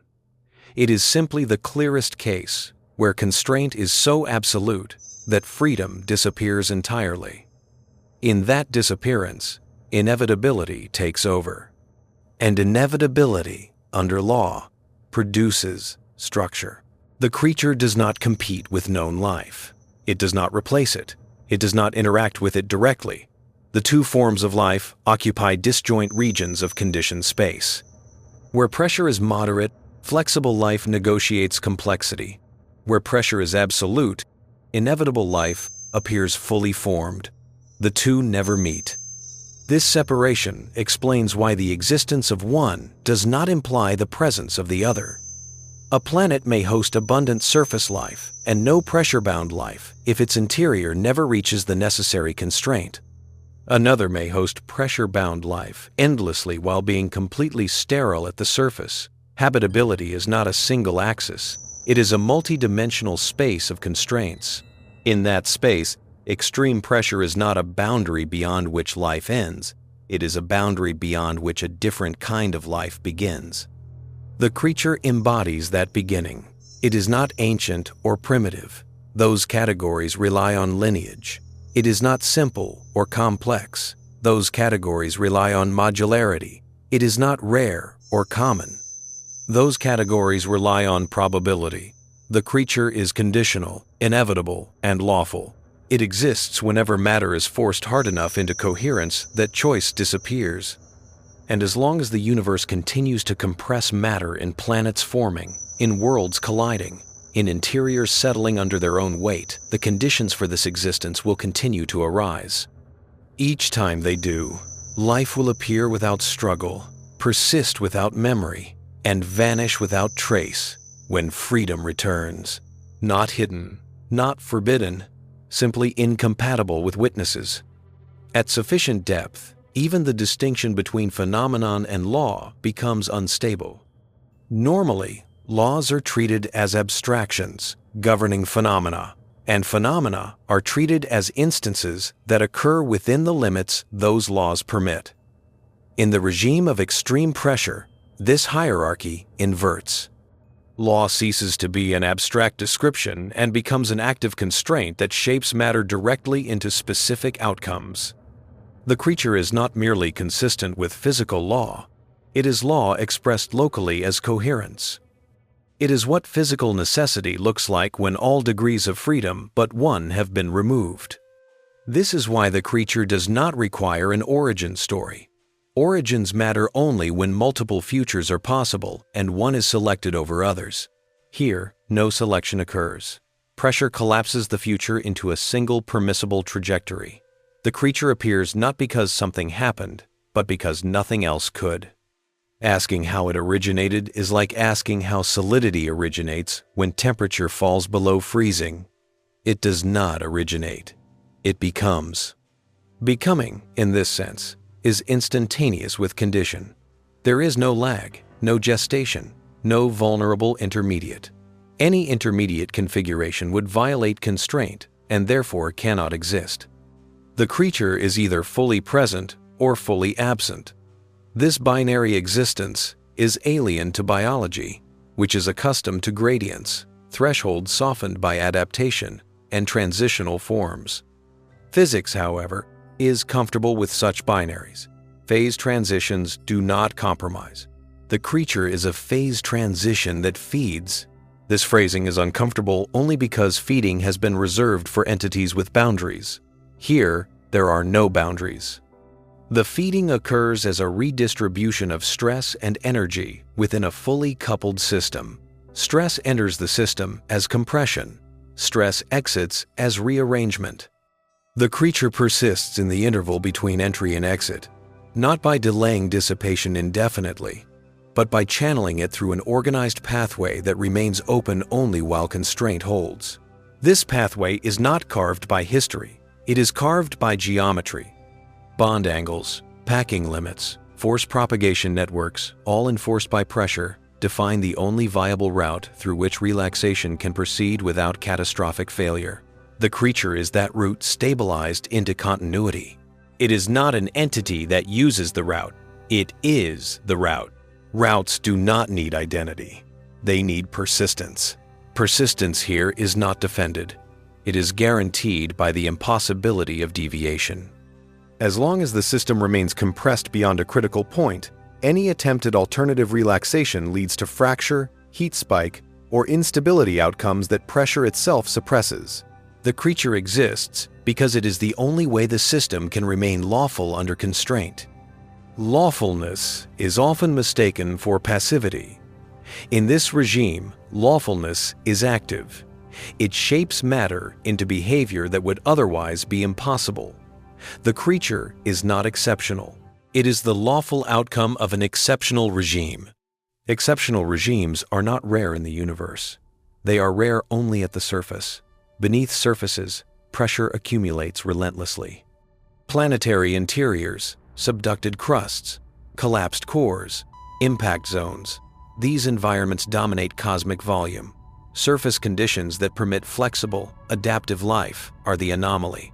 Pressure-bound existence may be far more common, simply unseen. This inversion challenges the implicit anthropocentrism of habitability. We have defined habitable zones as regions where humans could imagine surviving long enough to observe something else. The creature exists in zones where survival is irrelevant and observation is impossible. Habitability, in this sense, is observer relative. Existence is not. Existence does not negotiate with observers. The creature's relationship to time reinforces this. Time, under extreme pressure, loses its usual markers. Without cycles, without rhythms, without growth or decay, time becomes indistinguishable from duration. The creature does not age. Aging requires cumulative damage or change. Damage is impossible. Change is forbidden. The creature persists identically from the moment it appears until the moment it vanishes. Its duration is not experienced. It is imposed. This imposed duration may be long or short, but length does not alter the nature of existence. 1,000,000 years of perfect constraint is no different, ontologically, from a millisecond. In both cases, the creature exists fully. There is no accumulation of experience, no differentiation, no progression. Duration adds nothing except more of the same. This sameness is not stagnation. Internal activity continues constantly. Stress is redistributed. Bonds shift. Configurations rearrange infinitesimally. Yet none of this produces novelty. Novelty requires branching. Branching requires freedom. Freedom is annihilated. The creature therefore occupies a regime where activity is decoupled from novelty. This alone distinguishes it sharply from all known life. Known life lives by novelty mutations, adaptations, innovations. The creature lives by repetition, enforced by law. It is alive without becoming different. This raises a final conceptual tension. If life can exist without novelty, without memory, without evolution, then evolution is not a defining property of life. It is a strategy life uses when constraint is weak. Under strong constraint, evolution is unnecessary and impossible. Life becomes static not because it has failed, but because it has succeeded completely. Success here is defined as perfect compatibility with environment. The creature does not modify its environment. It cannot. It does not exploit it. It coincides with it. There is no separation between organism and niche. Niche and organism are the same thing. This identity eliminates ecological interaction. There are no predators, no prey, no symbiosis. There is only one configuration, and it occupies the entire regime. Ecology collapses into monism. Monism is not impoverishment. It is maximal integration. This integration also explains why the creature does not accumulate complexity over cosmic time. There is nothing to accumulate. Each instantiation begins and ends without reference to others. There is no ratchet, no arrow of biological time. The creature exists in a perpetual present enforced by constraint. From the outside, this looks like sterility. Nothing changes, nothing grows, nothing diversifies. Yet internally, activity persists relentlessly, channeling energy and maintaining coherence as long as pressure demands it. The absence of visible change is not absence of life. It is absence of freedom. Freedom, it turns out, is optional. The creature demonstrates that life does not require choice, struggle, adaptation, or memory. It requires only that matter be forced into a regime where organized activity is the only lawful way to exist. Extreme pressure provides such a regime. According to everyday intuition, such a creature should not exist because life is assumed to be fragile, contingent, and historical. According to physics, fragility and contingency are not requirements. Only consistency is. The creature is consistent, and because it is consistent, it does not announce itself. It does not need to. It appears whenever the universe compresses matter beyond freedom, persists as long as compression holds, and vanishes perfectly when constraint relaxes, leaving behind no story, no residue, no signal, and no contradiction. It is not hiding. It is simply where witnesses cannot go. At the furthest extension of this idea, even the distinction between life and process loses coherence. The creature does not sit on one side of that boundary. It dissolves the boundary entirely.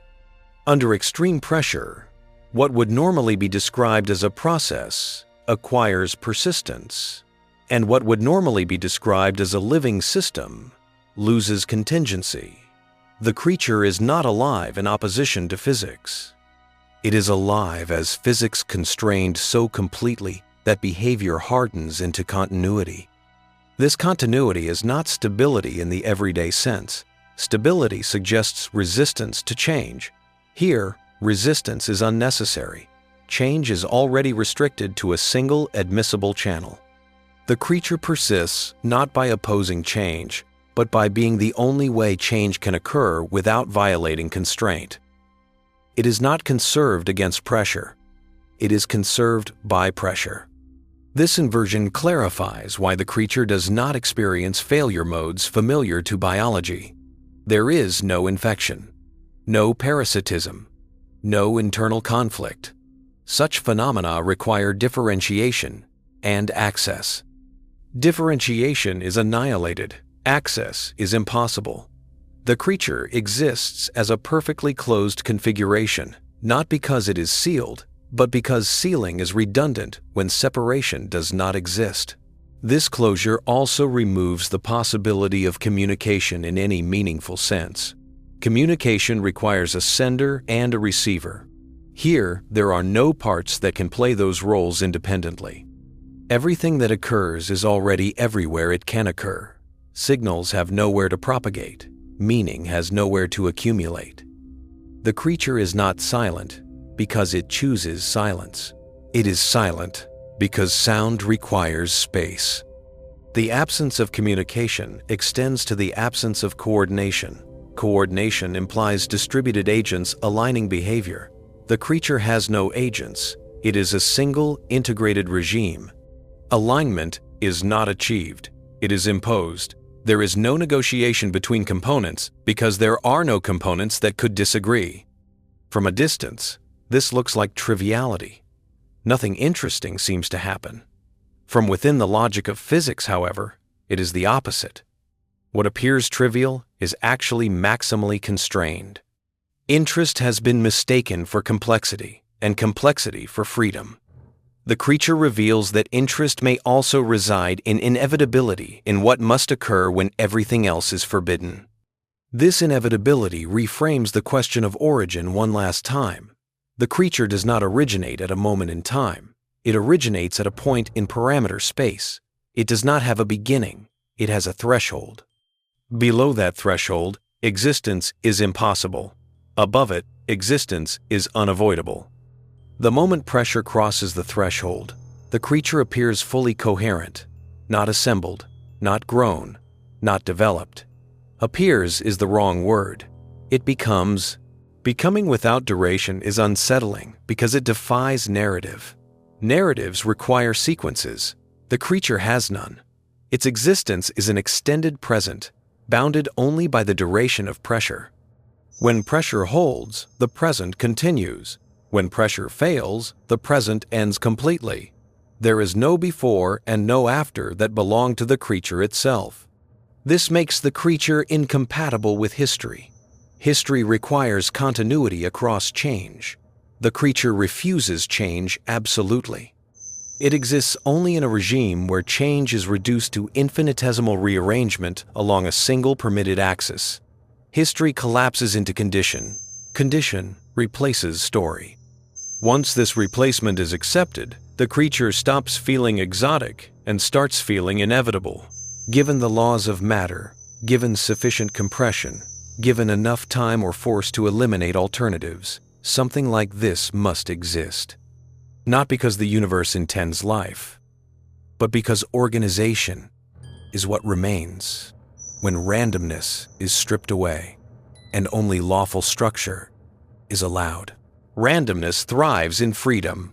Order thrives in constraint. Extreme pressure is total constraint.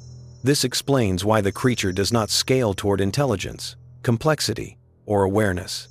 Those properties require branching futures, internal differentiation, and the capacity to model alternatives. Alternatives do not exist here.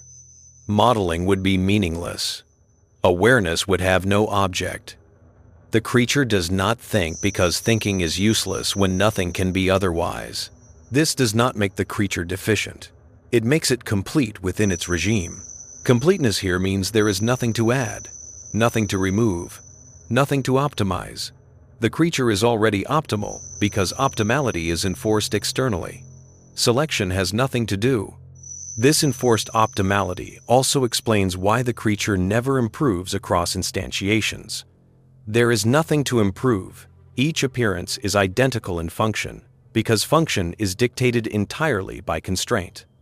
The creature does not accumulate refinement over cosmic time. It repeats perfectly whenever conditions repeat. Repetition without memory is a theme physics understands well. Waves repeat. Crystals repeat. Fields reconfigure repeatedly without history. The creature aligns itself with these phenomena while maintaining organized activity. It is life expressed as a repeating lawful solution. At this point, resistance to the idea can only come from definition, not from law. If life is defined narrowly to exclude such cases, the creature is excluded by fiat. If life is defined physically, the creature must be included. Neither choice alters reality. The creature exists or does not exist, independent of classification. Classification is for observers. The creature exists only where observers cannot. This asymmetry ensures that the creature will never become a subject of empirical biology. It will never be cultured. It will never be imaged. It will never be sequenced. It will never be extinct or discovered. It will simply continue to appear wherever pressure becomes absolute enough to enforce coherence, and disappear wherever that enforcement relaxes. The universe does not record these appearances. It does not need to. They leave no trace. They alter nothing that would later demand explanation. They fit perfectly within existing descriptions of matter under compression. Physics already accounts for the behavior. Biology simply never names it. Naming, in the end, is optional. What matters is that nothing in law prevents organized, self-maintaining activity from existing only where freedom is annihilated. Extreme pressure annihilates freedom more completely than any other common condition. Where freedom disappears, inevitability takes its place.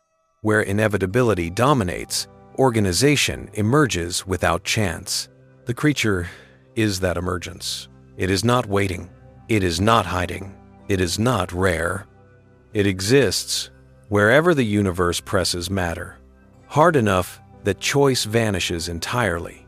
And in that vanishing, life appears not as an adaptation, not as a struggle, but as the only configuration left that physics allows to persist. At the ultimate limit of compression, the universe itself begins to resemble the creature. This is not metaphor, but convergence.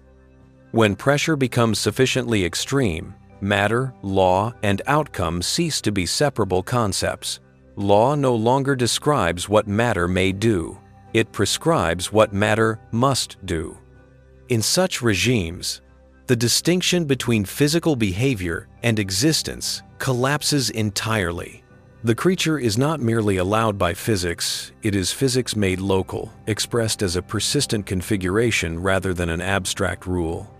This convergence explains why the creature does not destabilize theory. It does not introduce new principles. It does not demand revision. It does not add complexity. It subtracts it. By forcing matter into a regime where only one mode of organized activity is possible, pressure reduces the explanatory burden rather than increasing it. Everything behaves exactly as it must. The creature is not an exception to the system. It is the system operating without slack. Slack is the true enabler of diversity. Where slack exists, systems can explore, branch, fail, recover, and innovate. Where slack is removed, exploration ends. Only the configuration that perfectly satisfies constraint remains. The creature is that configuration stabilized in time. Time, here, is no longer a medium of change, but a measure of endurance, of condition. The creature does not experience time. It occupies it. Duration adds nothing qualitative. Whether pressure holds for an instant or an aeon, existence is identical. This erases the intuitive distinction between brief and long-lived phenomena. Longevity loses meaning when there is no accumulation, no aging, no differentiation. From a cosmological perspective, this implies that the creature may exist wherever matter is forced into states approaching degeneracy, not only in planetary interiors, but in collapsing stars, in neutron-rich environments, in transient phases of cosmic evolution where compression dominates over expansion locally. Each of these regimes may host organized, pressure-bound activity that satisfies all physical criteria for life while remaining utterly inaccessible to observation. This raises a profound inversion. The more extreme the environment, the more tightly existence is defined. In gentle environments, life must improvise. In extreme environments, improvisation is impossible. The creature does not innovate.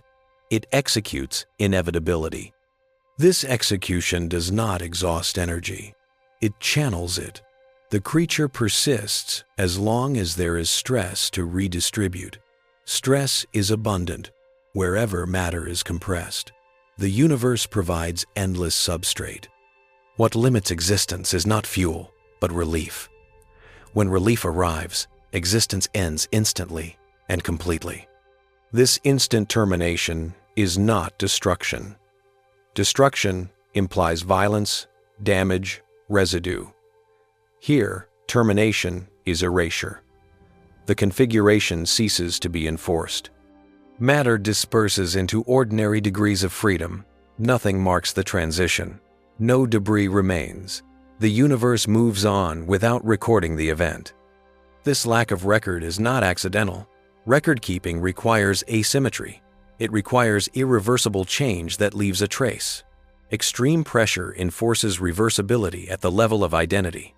When pressure relaxes, the system returns to possibility without memory. The creature is undone perfectly. Perfect undoing is incompatible with narrative. Narratives rely on scars. The absence of scars ensures that the creature will never be inferred historically. Paleontology will never find it. Geochemistry will never isolate it. Even the most refined models of planetary evolution will explain away its effects as material behavior, and they will be correct. The creature does not violate those explanations. It inhabits them. Inhabiting explanation is more secure than evading it. This security means the creature does not need concealment. Concealment implies intention. The creature has none. It does not avoid observation. Observation is structurally excluded by its condition of existence. This exclusion is absolute. No technological advance changes it. Any probe strong enough to survive the pressure introduces interfaces. Interfaces introduce freedom. Freedom annihilates coherence. Thus, the creature remains forever beyond empirical reach, not because it is small, distant, or subtle, but because it exists only where the act of knowing is incompatible with being. This incompatibility forces a final reframing of ignorance. Ignorance is often treated as a temporary failure, something to be remedied by better instruments or deeper theory. Here, ignorance is permanent and principled. The creature is not unknown because we lack knowledge. It is unknown because knowledge cannot coexist with its existence. This does not diminish science. It defines its boundary. Science describes what can be known without altering what is being described. The creature exists only where description alters existence fatally. At this boundary, the universe does not become mystical. It becomes indifferent. It does not accommodate inquiry. It does not resist it. It simply operates. The creature operates with it. The last remaining implication unfolds quietly. If life can exist without history, without memory, without reproduction, without evolution, then life is not inherently progressive. Progress is a property of freedom. Where freedom is annihilated, life becomes static, exact, and inevitable. The creature is not on a path toward anything. It is already complete. Completeness is the end state of selection. In that end state, nothing changes except duration. Duration itself becomes irrelevant. The creature exists as long as constraint exists. When constraint fails, existence ends. No lesson is learned. No adaptation occurs. No improvement is carried forward. And yet, across the vastness of the universe, this same end state may be reached again and again, wherever compression becomes absolute enough. Each time, life appears fully formed. Each time, it disappears without trace. Each time, the universe behaves exactly as law demands. Life, in this mode, is not rare. It is recurrent. It is not fragile. It is conditional. It is not hidden. It is incompatible with witnesses. The creature that appears only at extreme pressure does not challenge our understanding of physics. It challenges our expectation that understanding must always intersect experience. It demonstrates that existence can be lawful, persistent, and organized without ever becoming part of history. And as long as the universe continues to press matter beyond freedom, such existence will continue to arise silent, complete, inevitable, leaving behind a cosmos that appears empty only because its most absolute forms of life occur precisely where emptiness is assumed, and where nothing that can be observed is allowed to survive long enough to say otherwise. At this depth, the creature no longer feels like an exception to biology or physics, but like a diagnostic tool revealing what both disciplines quietly assume. Biology assumes that life must persist through change. Physics assumes that anything persistent must leave traces.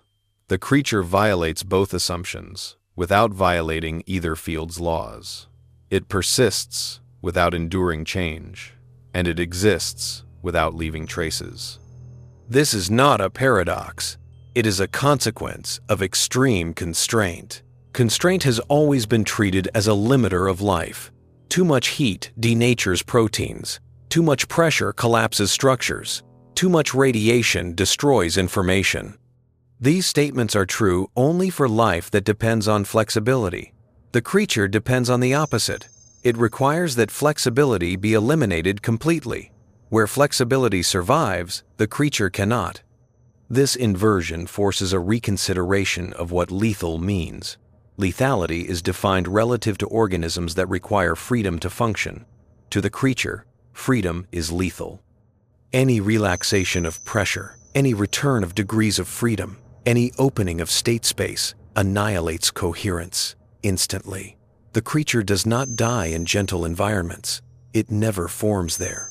Gentleness is exclusion. Exclusion here is not selective. It is absolute. There is no gradient between non-existence and existence. There is no marginal zone where the creature struggles. Either pressure enforces inevitability, or it does not. The creature does not balance on the edge. It occupies only the interior of the regime. This interior has no landmarks. No structure can be labeled as core or periphery.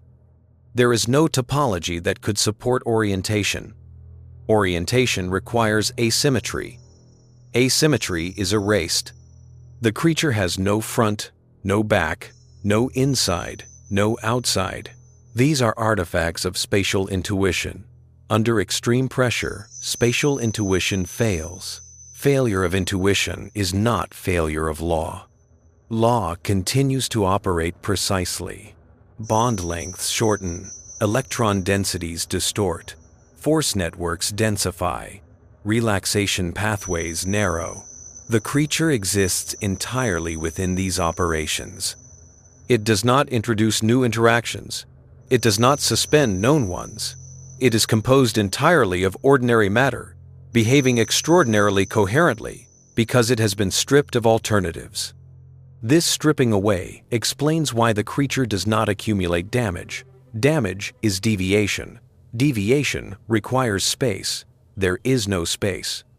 Any perturbation is immediately redistributed across the entire configuration. Redistribution does not repair damage. It prevents damage from becoming localized in the first place. The creature never needs repair because injury cannot exist. This absence of injury is often mistaken for immortality. It is not immortality. Immortality implies survival across time and change. The creature survives neither. It exists only while change is suppressed. When change returns, it is erased perfectly. There is no endurance, only enforcement. Enforcement by law is stronger than defense. Defense implies opposition. Opposition implies conflict. Conflict implies gradients. The creature exists where gradients are annihilated. There is nothing to oppose, nothing to defend against. The creature's security is total and conditional. This conditional security also explains why the creature cannot be exploited.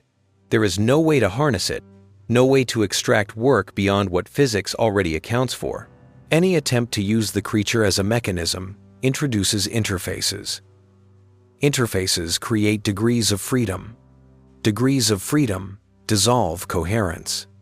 The creature cannot be used because use requires interaction, and interaction requires separation.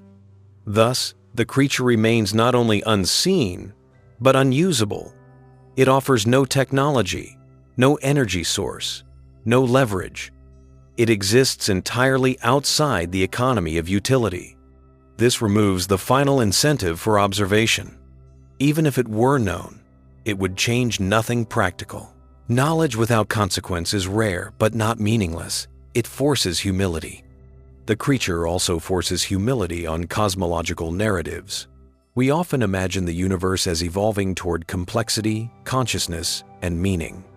The creature reveals another axis, entirely one where complexity collapses into inevitability, where consciousness is irrelevant, where meaning never arises because nothing can be otherwise. This does not negate the former narrative. It places it in context.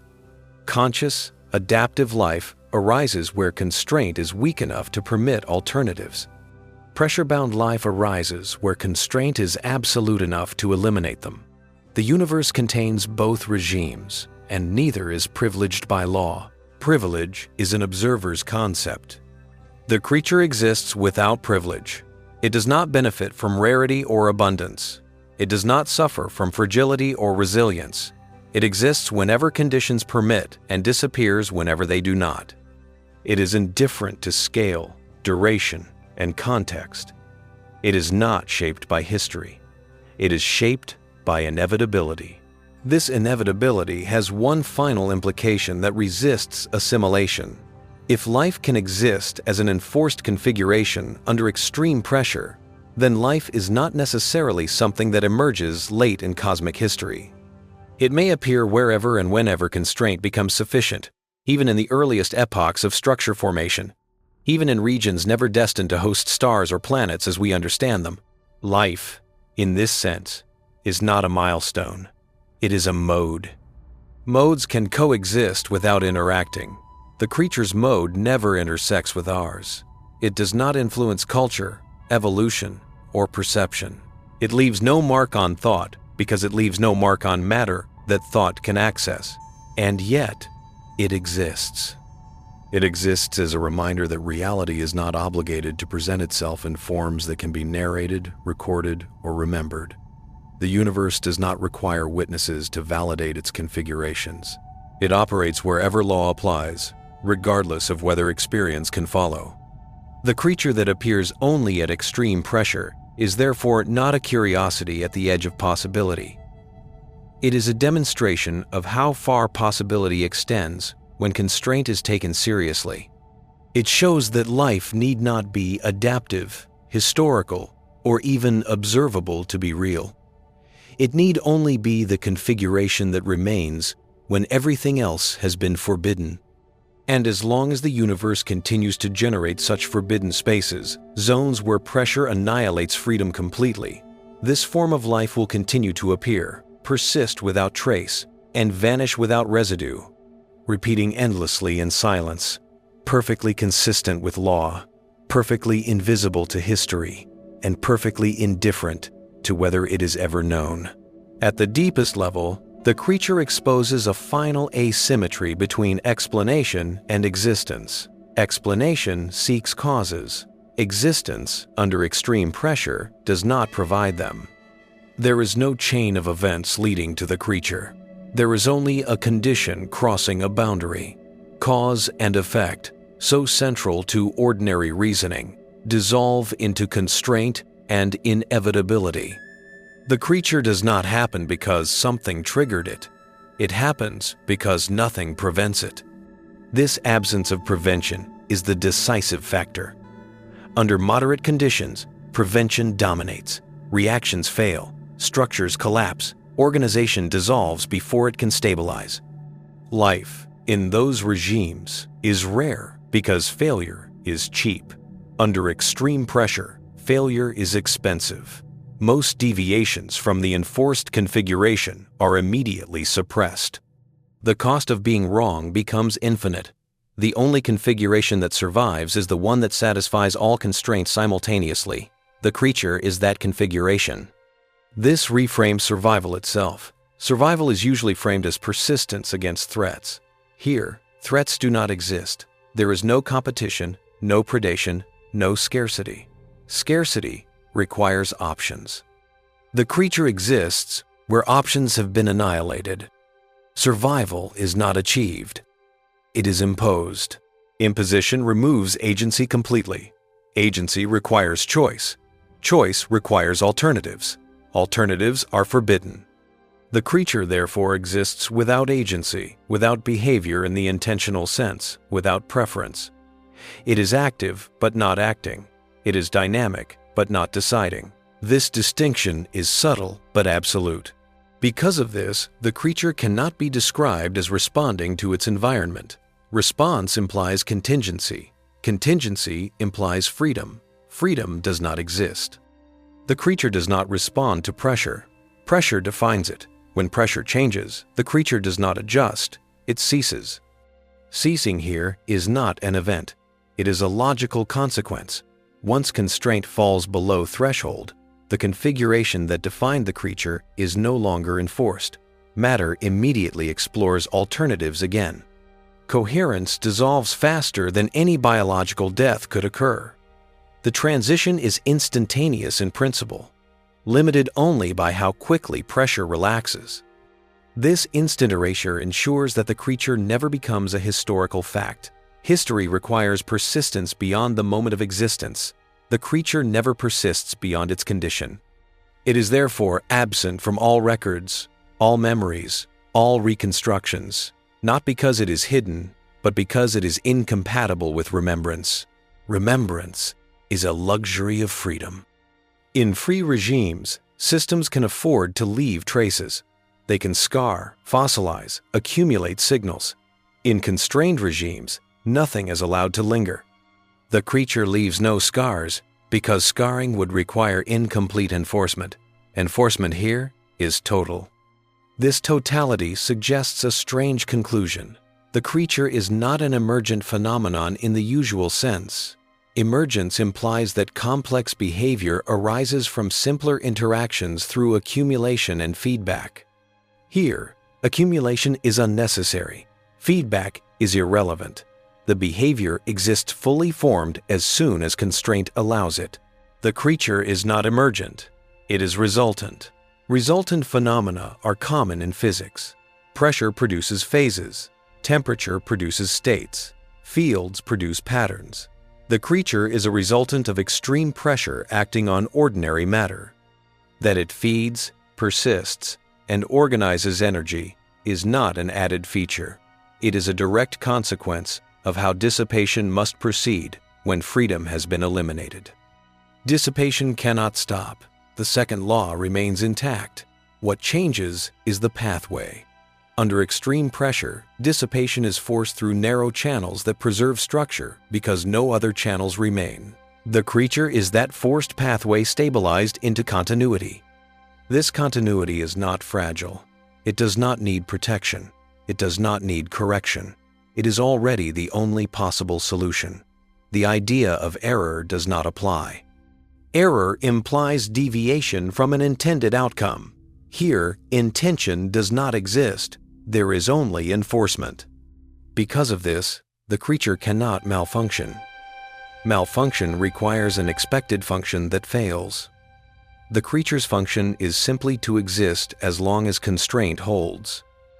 It never fails at that. When it ceases, it has not failed. The condition has. This reframing removes the last anthropomorphic residue. The creature is not successful or unsuccessful. It is not efficient or inefficient. Those are evaluative terms applied by observers. The creature exists or does not exist.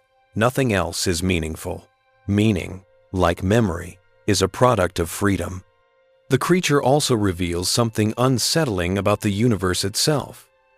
If life can exist without memory, without evolution, without agency, then life is not necessarily tied to complexity or progress.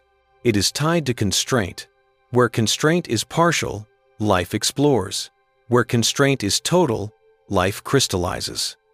Crystallization here is not static. It is active crystallization, a continuous rearrangement of stress that never completes because completion would require relief. The creature is always almost finished. That is its defining characteristic. Almost finished is a stable state when finishing is forbidden. This idea scales upward. Entire regions of the universe may exist in such almost finished states, harboring organized activity that never completes, never accumulates, never leaves residue. These regions would appear inert from the outside. Inertness would be misinterpreted as absence. Absence is easier to accept than incompatibility. The creature forces recognition of incompatibility as a category. Not hidden versus revealed, not rare versus common, but compatible versus incompatible with observation. The creature exists only in regimes incompatible with observation. That is not a weakness. It is a property. Once this property is acknowledged, the creature no longer feels speculative. It feels inevitable.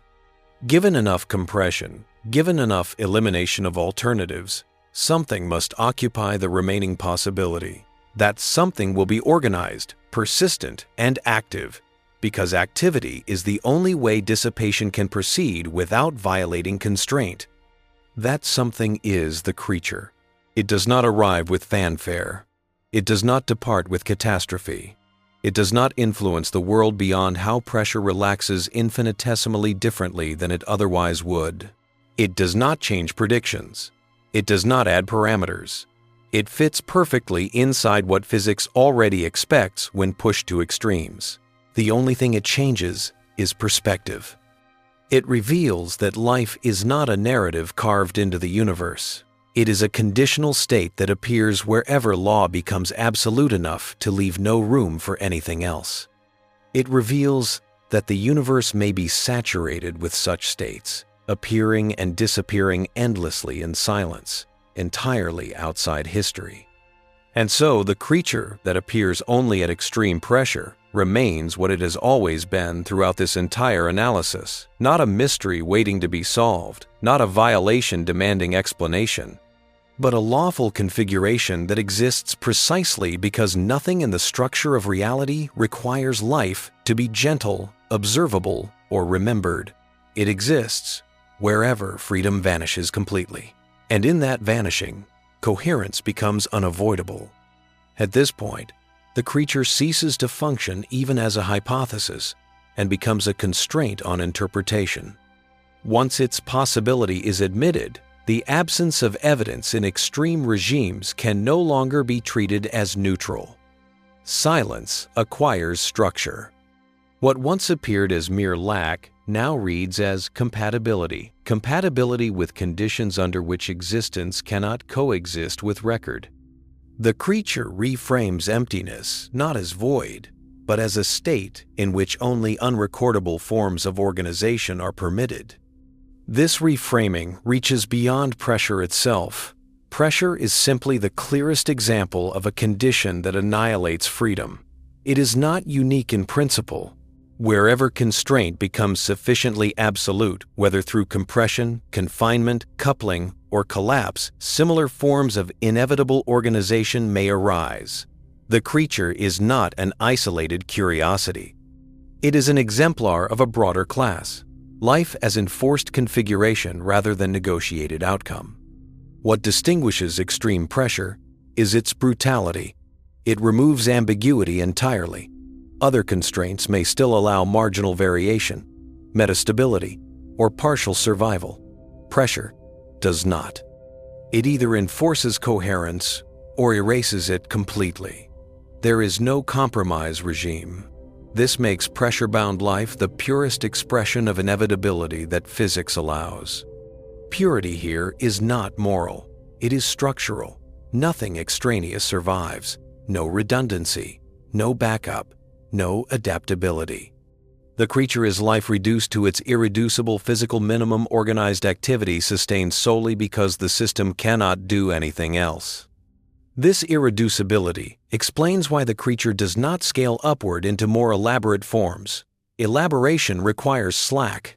Slack requires freedom. Freedom is excluded absolutely. There is no path from this mode of existence to anything resembling intelligence, memory, or culture. Those phenomena depend on layered contingencies accumulated over time. The creature accumulates nothing. Each moment is complete and self-contained. Completeness without accumulation is alien to evolutionary thinking. Evolution depends on incompleteness on systems that persist imperfectly and therefore change.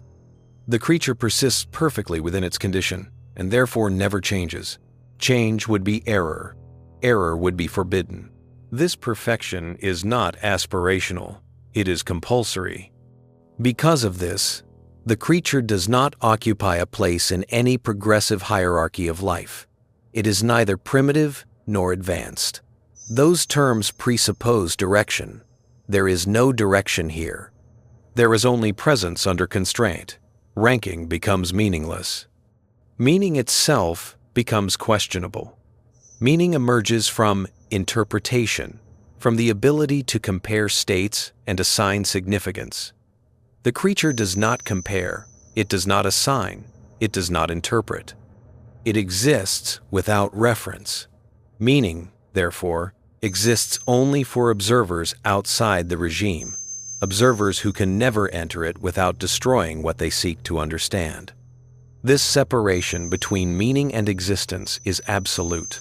The creature does not need meaning to exist. It does not need recognition. It does not need classification. It does not even need to be conceivable. Conceivability is a property of minds operating under freedom. The creature exists where minds cannot. This has a destabilizing effect on the concept of rarity. We often assume that what we cannot detect must be uncommon. The creature suggests the opposite. What we cannot detect may be common, precisely because detection is incompatible with its existence. Abundance and invisibility are not opposites. they may be correlated. If extreme pressure regimes are widespread and physics suggests they are, then pressure-bound life may be one of the most frequent modes of organized activity in the universe.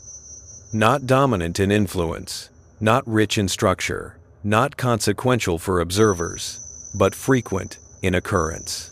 Appearing wherever conditions align, disappearing wherever they do not, repeating endlessly without memory. This repetition without accumulation is easy to dismiss because it produces nothing lasting. But lastingness is not a prerequisite for reality. The universe produces countless transient phenomena that leave no trace. Their lack of legacy does not negate their existence.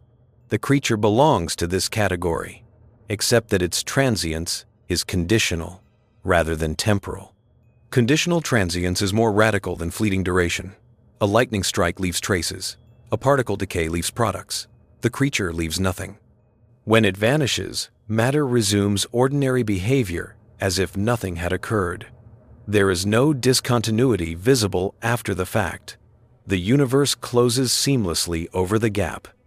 This seamlessness is what allows the creature to exist without forcing revision of theory. Nothing ever fails to be explained. Nothing ever contradicts expectation. The creature fits entirely within what physics already predicts when pushed to extremes. It simply occupies a corner of interpretation that biology never needed to explore. The creature therefore represents not a gap in knowledge, but a gap in attention. Attention has been focused on regimes where observation is possible and relevance is immediate. Extreme pressure regimes are treated as material problems, not existential ones. The creature reveals that this division is artificial. Material behavior and existential behavior converge under absolute constraint.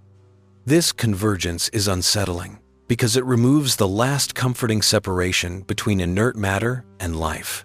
Under sufficient constraint, matter does not merely behave, it persists as organization. It becomes active in the minimal sense required for life. No spark is added. No threshold of complexity is crossed gradually. Organization appears because it must.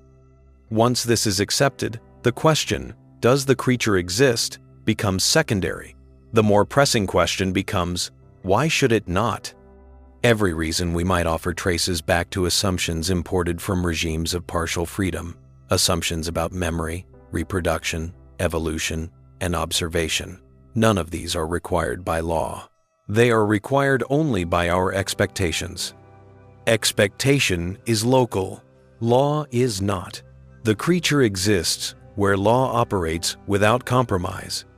And as long as the universe continues to generate conditions where compromise is impossible, where matter is forced into such narrow corridors of possibility that organization is the only admissible outcome, such creatures will continue to appear, persist without history, and vanish without residue.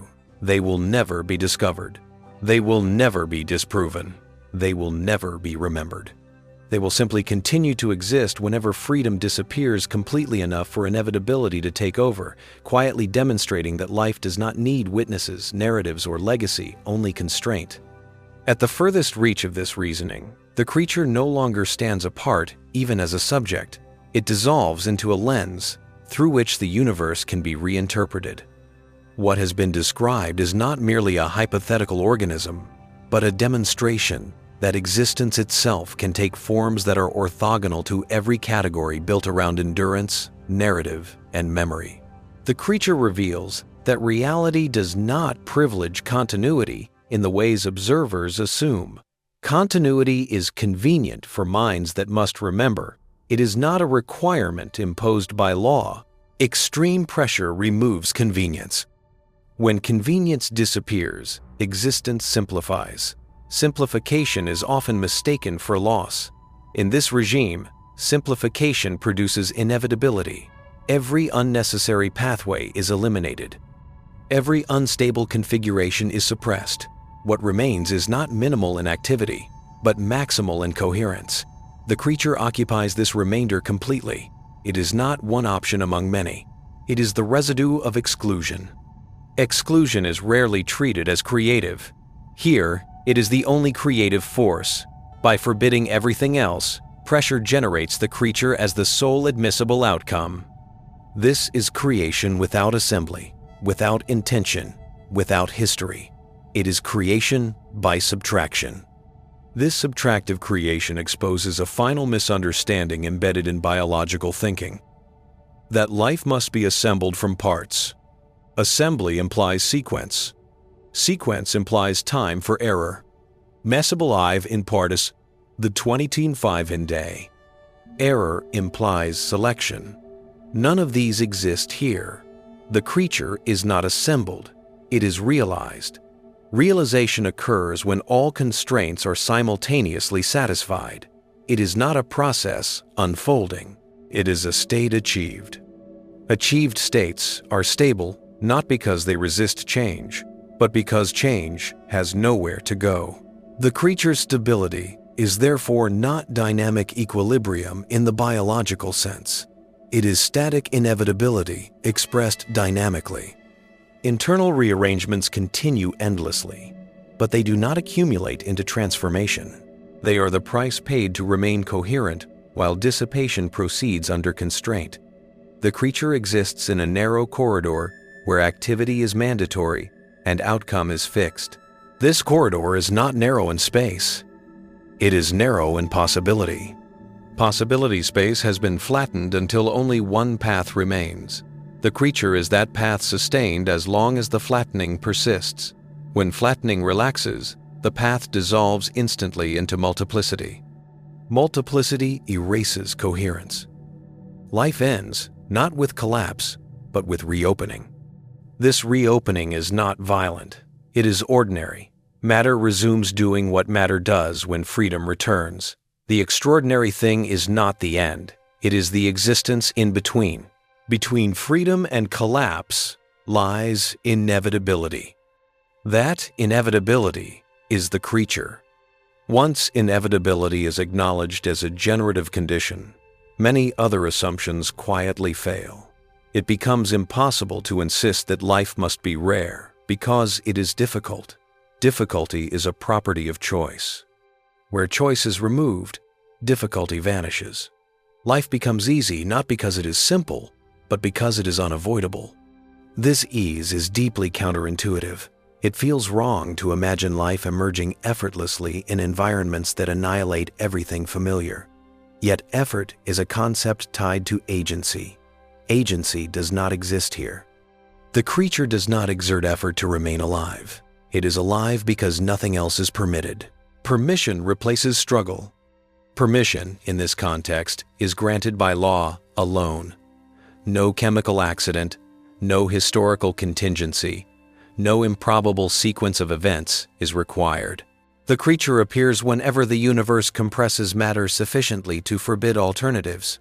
This can happen repeatedly, everywhere, without coordination, without accumulation, without recognition. Recognition is irrelevant. The creature also reveals that the universe may contain forms of organization that are maximally indifferent to observers. Not hostile, not concealed, simply unaffected. The creature does not interact with observers because interaction requires overlap of conditions. There is none. Where observers exist, the creature cannot. Where the creature exists, observers cannot. This mutual exclusion is not adversarial. It is structural. Structural exclusion is the strongest kind. It cannot be negotiated, bypassed, or engineered away. No technological advance can change it. Any attempt to bridge the regimes destroys one side or the other. The creature, therefore, exists permanently beyond reach, not because it is distant, but because it is incompatible. Incompatibility here is not failure, it is definition. This forces a quiet recalibration of humility. Not everything that exists can be known. Not everything that is lawful can be observed. Not everything that is alive can be recorded. These statements are uncomfortable because they undermine the implicit promise that science, given time, can uncover all of reality. The creature demonstrates that some realities are not hidden problems to be solved, but stable configurations that exclude inquiry by their nature. This does not weaken science. It clarifies its domain. Science operates where variation can be introduced without annihilating the phenomenon under study. The creature exists only where variation is fatal. Its exclusion from science is therefore not accidental. It is principled. Principled exclusion does not imply insignificance. The creature may be one of the most common modes of organized activity in the universe, precisely because extreme constraint is common at scale. Stars collapse, planets compress, matter accumulates. Wherever accumulation reaches a threshold that eliminates freedom, inevitability takes over. Life appears as a consequence, not as an anomaly. Appears here must be understood correctly. It does not manifest outwardly. It does not signal. It does not persist beyond condition. It simply is, for as long as constraint enforces it. This enforced existence has no moral dimension. It is not good or bad. It does not suffer. It does not flourish. Those concepts require comparison. Comparison requires alternatives. Alternatives are forbidden. The creature exists without contrast. Without contrast, it cannot be perceived. Without perception, it cannot be integrated into story. Without story, it cannot matter in the human sense. And yet, it exists with perfect legitimacy under law. Legitimacy does not require relevance. This realization brings the argument to a strange asymptote. The more completely the creature is understood, the less it demands attention. It does not threaten known life. It does not enrich it. It does not diminish it. It exists alongside it, separated by condition rather than distance. The universe does not choose between these modes. It supports both, wherever their conditions arise. Surface life negotiates freedom and accumulates history. Pressure-bound life crystallizes inevitability and leaves none. Both are lawful, both are real, only one is visible. And so the creature that appears only at extreme pressure remains exactly where logic places it at the intersection of law and silence, of inevitability and erasure, of existence and incompatibility with witnesses. It does not ask to be found. It does not wait to be understood. It exists whenever the universe presses matter hard enough that nothing else can. And in those moments, life does not struggle into being. It simply becomes unavoidable. Beyond this point, even the language of creature begins to feel provisional. The term persists only because language has not evolved to describe organized activity that has no individuality, no boundary, and no persistence beyond condition. What exists under extreme pressure is not a being in the narrative sense, but a state of matter whose behavior satisfies the minimal operational definition of life while violating every intuitive expectation attached to the word. The word remains only as a convenience, a handle attached to something that does not need to be grasped to exist. This mismatch between word and reality is not accidental. Language evolved in regimes of partial freedom, where entities endure, interact, and leave traces. Under total constraint, those assumptions collapse. The creature exposes this collapse by existing comfortably outside every grammatical structure designed to describe living things. It does not act. It does not respond. It does not interact. It persists. Persistence here is not memory carried forward. It is enforcement extended over duration. The creature is not the same from moment to moment because same implies comparison. It is continuous only because constraint is continuous. When constraint breaks, continuity does not fracture. It evaporates. Evaporation is too gentle a word. There is no transition, no dispersal cloud, no fading. One moment the configuration is enforced. The next moment it is not. Matter resumes its ordinary degrees of freedom instantly. The creature is not dismantled. It is unreified. This unreification ensures that no cumulative effect can ever betray its presence. Even if the creature persisted for geological timescales, its disappearance would leave nothing that could not be explained without invoking it. The universe does not need to remember it. because remembering is unnecessary for law to proceed. Law proceeds regardless. The creature therefore occupies a class of phenomena that are maximally real and maximally forgettable. Forgettability is not a property of weakness here. It is a property of perfect integration. Anything less perfectly integrated would leave scars. The creature leaves none because it never deviates from what constraint demands. This total compliance with law is what allows the creature to exist indefinitely without consequence. Consequence implies asymmetry, something changed that did not have to. Here, everything that happens had to. There is no counterfactual state in which the creature existed differently. Counterfactuals require alternatives. Alternatives do not exist. The elimination of counterfactuals eliminates explanation in the ordinary sense. Explanation compares what happened to what might have happened. When nothing else could have happened, explanation collapses into description of constraint. The creature does not invite explanation. It is explained fully by the condition that enforces it. This makes the creature conceptually complete and scientifically inert. There is nothing to test, nothing to vary, nothing to falsify. The creature is either instantiated or not, depending entirely on whether conditions cross a threshold. Thresholds do not argue, they do not negotiate, they do not soften. Softness is incompatible with extreme pressure. This incompatibility extends to every familiar biological metaphor. Growth fails. Growth requires addition. Addition requires space. There is no space. Reproduction fails. Reproduction requires separation. Separation is impossible. Communication fails. Communication requires distinction. Distinction has been erased. Learning fails. Learning requires memory. Memory cannot survive decompression. Even death fails as a metaphor. Death implies loss from a previous state. Here, nothing is lost. The enforced configuration simply stops being enforced. The universe returns to multiplicity without residue. There is no absence to mark, because absence presumes something that could have remained. The creature, therefore, exists in a regime where presence and absence are symmetric. It is present when enforced. It is absent when not. Neither state is privileged. Neither leaves a trace.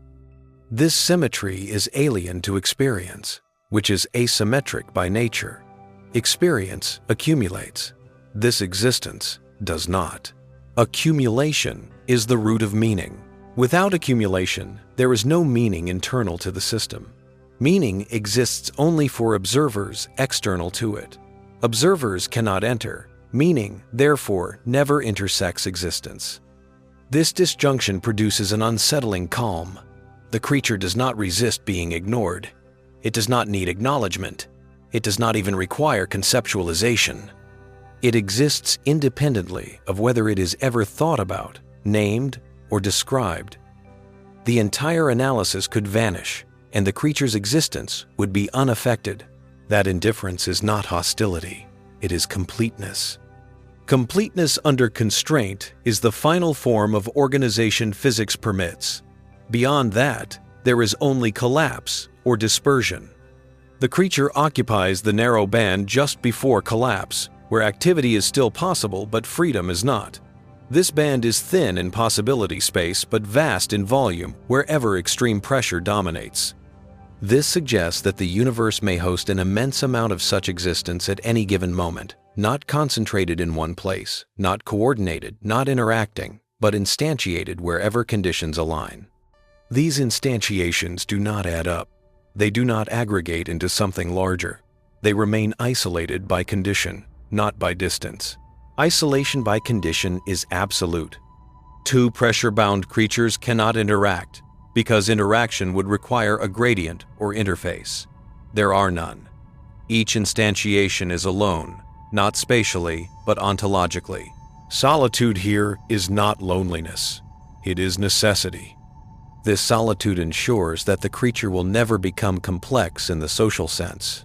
Complexity requires interaction. Interaction requires freedom. Freedom is forbidden. The creature is maximally simple in structure and maximally integrated in behavior. It is life without society, without communication, without differentiation, and yet it persists. Persistence without differentiation contradicts evolutionary intuition, but not physical law. Physical law has no preference for differentiation. It permits it where conditions allow and forbids it where they do not. Extreme pressure forbids it completely.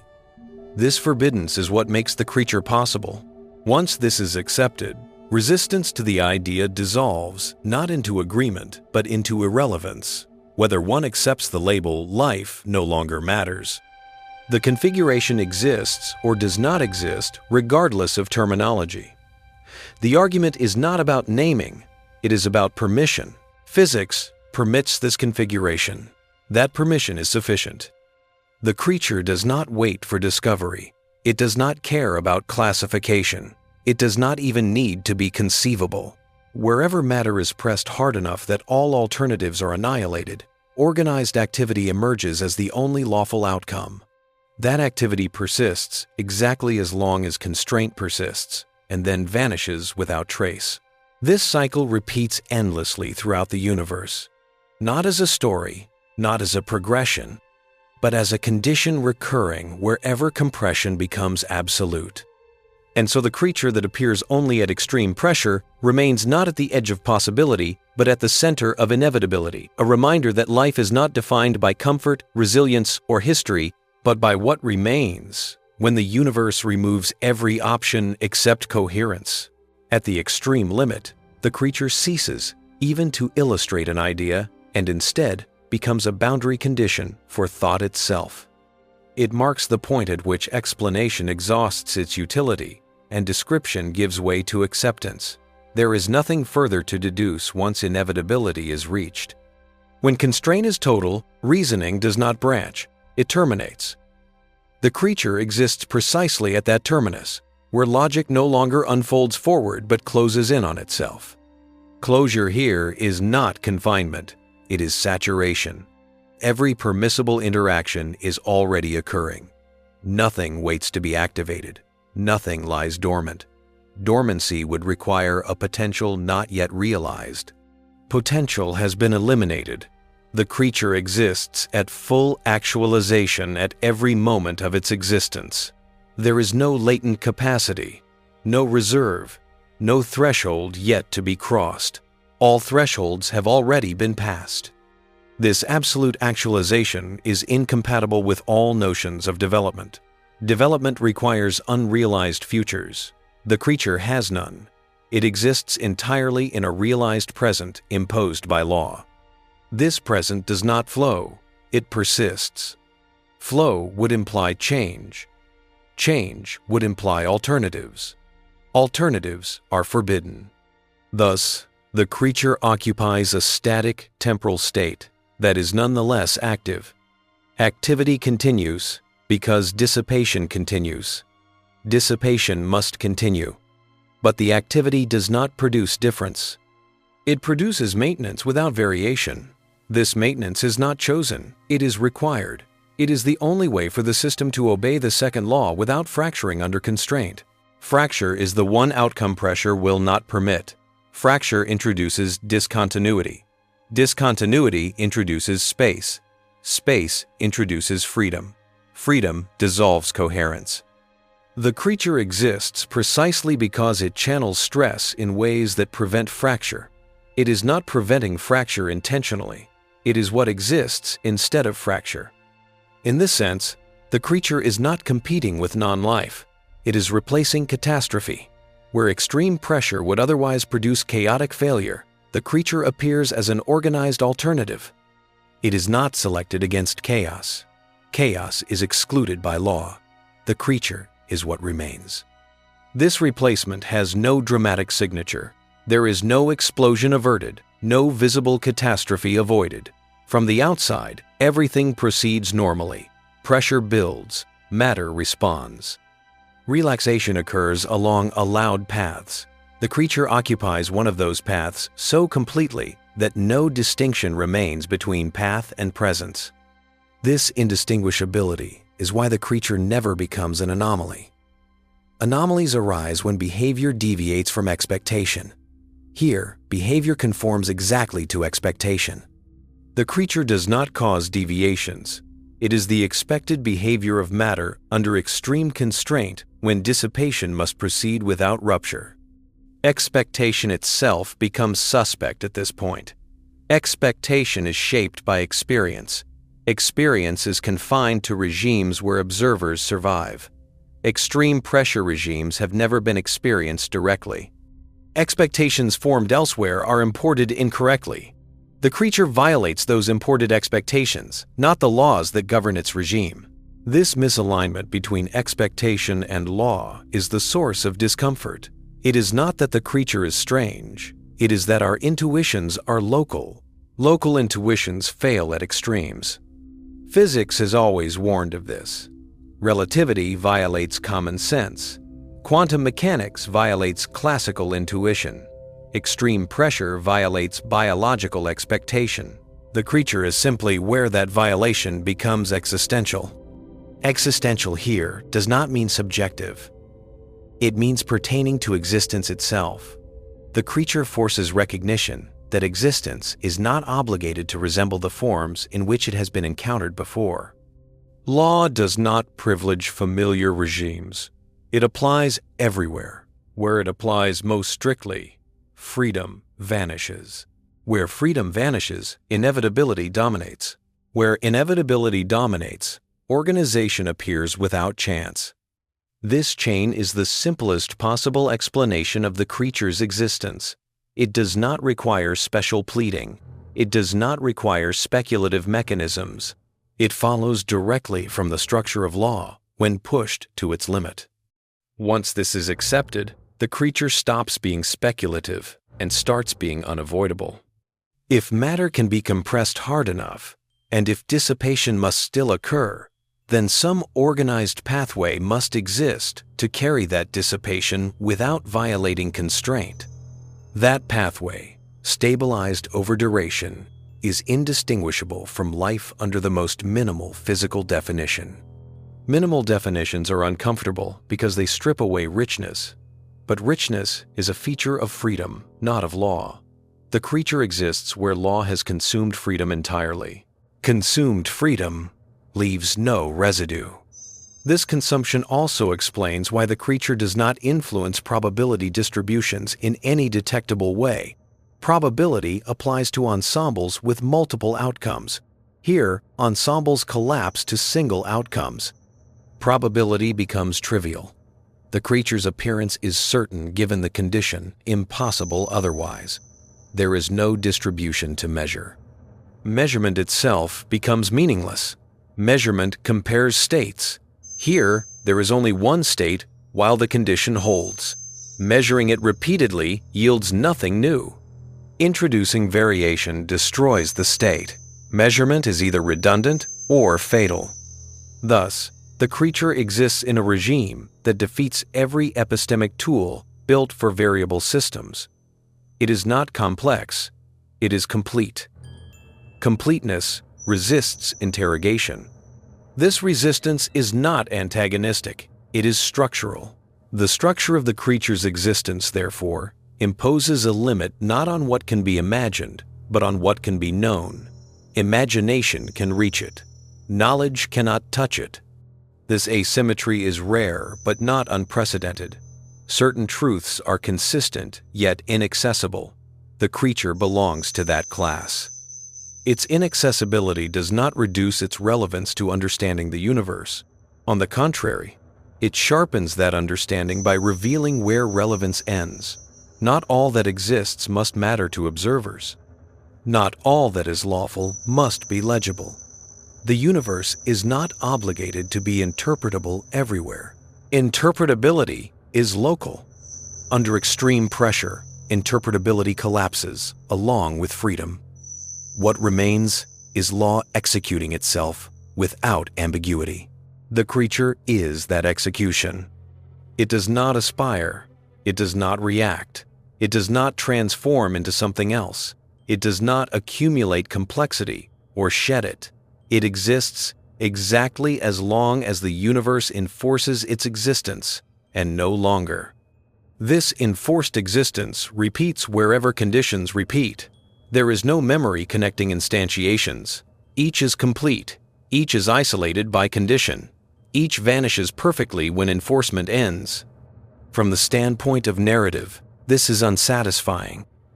There is no arc, no development, no resolution.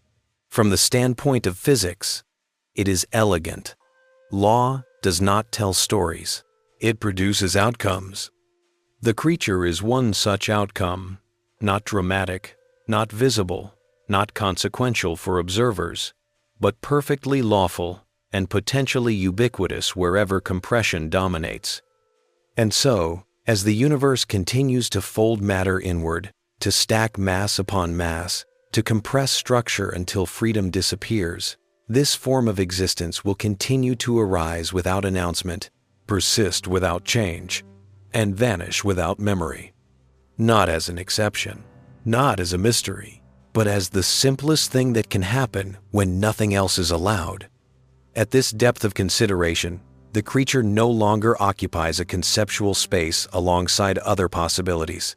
It occupies the absence of possibility itself.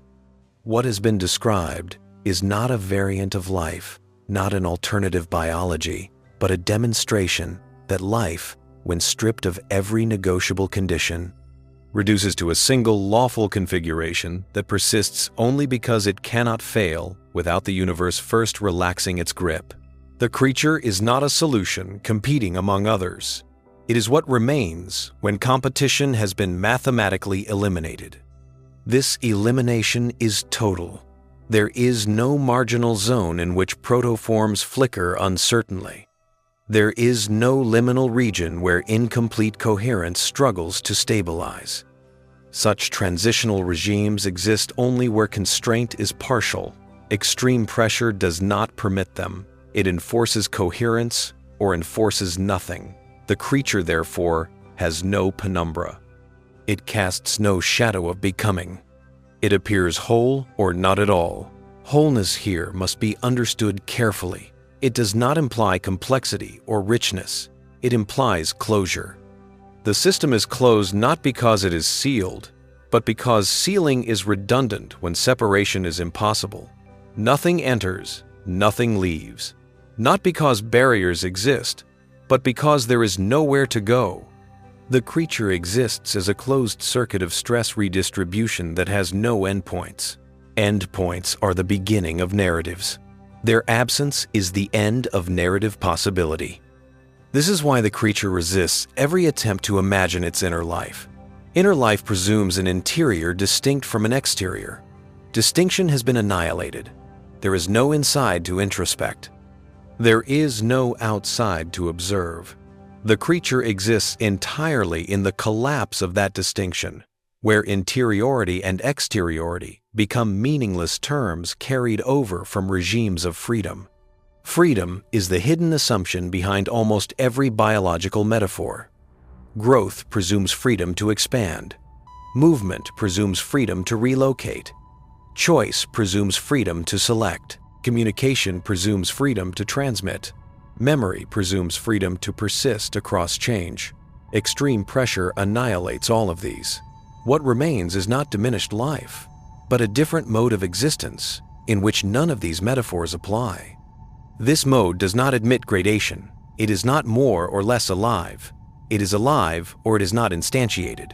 Grading requires comparison. Comparison requires variation. Variation is forbidden. The creature exists at a fixed point in possibility space that is either occupied or empty. Occupation of possibility space is not spatial occupation. It is logical occupation. The creature fills the only slot that remains when all others have been closed. This slot cannot be subdivided. It cannot be shared. It cannot be modified. It is either filled exactly or not at all. Exactness is often associated with fragility. Here, exactness is the source of stability. Any deviation from the enforced configuration would require degrees of freedom that do not exist. The creature is not balanced delicately. It is locked. Locking does not imply immobility. Internally, rearrangements continue endlessly. Stress flows. Bonds shift infinitesimally. The system remains active because dissipation must continue. What does not change is the identity of the configuration. Identity is not preserved through memory. It is preserved through enforcement. Enforcement replaces regulation. Regulation implies feedback and correction. Feedback requires time and alternatives. Correction requires deviation. Neither exists. The creature does not regulate itself. It is regulated by the impossibility of being otherwise. This is the most absolute form of control physics allows. Control without controller. This absence of a controller dissolves the last temptation to anthropomorphize. The creature is not an agent. It is not a subject. It does not act. It occurs. Occurrence here is not event-like. It is condition-like. The creature is a condition realized in matter. Conditions do not strive. They hold. Holding persists only while supporting parameters remain within bounds. For the creature, that bound is pressure. When pressure remains above the critical threshold, holding continues indefinitely. When it drops below, holding ceases instantly. There is no hysteresis, no delay, no lag. The transition is clean. Clean transitions leave no residue. Residue is the currency of science. It is how we infer past events. The creature leaves none. This ensures that even if pressure-bound life dominated vast epochs of cosmic history, those epochs would be indistinguishable afterward from epochs in which it never existed. The universe would look the same either way. This indistinguishability is not an epistemic failure. It is an ontological property. The creature's existence is orthogonal to history. History accumulates traces. The creature is trace-free by necessity. Necessity is the final word. Once necessity is invoked, contingency evaporates. There is no sense in which the creature might have existed differently, or might have failed to exist under the same conditions. It does not depend on chance alignment of parameters beyond the single condition of pressure exceeding a threshold. Given that condition, existence is mandatory. Mandatory existence is a concept biology rarely uses. Biology is built on contingencies stacked upon contingencies. The creature stands outside that stack. It does not emerge from chemistry, gradually assembling complexity. It is chemistry deprived of options until only one configuration remains viable. Viability here is not fitness. Fitness implies competition. There is none. Viability means simply that the configuration does not violate law. Everything else does. This brutal filtering produces something that feels austere, almost empty of qualities, and yet it feeds. It persists. It channels energy. It maintains organization. It satisfies the minimal physical criteria for life more cleanly than many things we are comfortable calling alive. Comfort is not a criterion. The discomfort produced by this conclusion does not indicate error. It indicates boundary. We have reached the edge of a framework built for freedom and found a form of existence that does not inhabit that framework at all. The creature is not waiting to be assimilated into biology. It forces biology to confront the limits of its assumptions. Those limits are not flaws. They are local adaptations. Biology evolved as a science in regimes where organisms survive variation. Extreme pressure regimes are not such regimes. There, survival is irrelevant. Only enforcement matters. The creature exists because enforcement is complete. This completeness suggests a final, quiet reorientation. Life may not be a singular phenomenon that gradually becomes more complex and more aware. It may be a spectrum of modes tied to degrees of constraint. At one end, freedom dominates, and life negotiates uncertainty through adaptation and memory. At the other, constraint dominates, and life crystallizes into inevitability without history. Both modes are lawful, both are real, only one is visible. Visibility is not truth. And so the creature that appears only at extreme pressure remains not an object to be discovered, not a hypothesis to be tested, but a consequence to be acknowledged, a reminder that existence does not require witnesses, that organization does not require freedom, and that life, in its most reduced and absolute form, may exist precisely where the universe leaves no room for anything else at all. At the end of this line of reasoning, nothing dramatic remains to be said. There is no revelation waiting beyond the last paragraph, no final contradiction that resolves into clarity, no moral to extract. The creature does not culminate in insight. It culminates in acceptance. Acceptance here does not mean belief. It means recognizing that existence is not obligated to conform to the structures through which it is usually understood.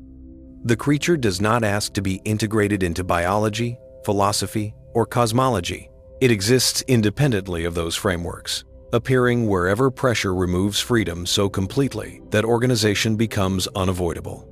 Once this is acknowledged, the creature stops feeling hypothetical. It becomes a boundary marker not of knowledge, but of relevance. Beyond this boundary, explanation no longer accumulates value. Description reaches its limit. What remains is simply the fact that physical law, when enforced absolutely, does not forbid life. It enforces a particular form of it. That form is silent, invariant, and perfectly lawful. The creature does not contradict the absence of evidence. It explains why absence can persist indefinitely without implying non-existence. It does not undermine scientific method. It delineates where that method cannot operate without erasing its object. It does not diminish the forms of life that adapt, evolve, and remember.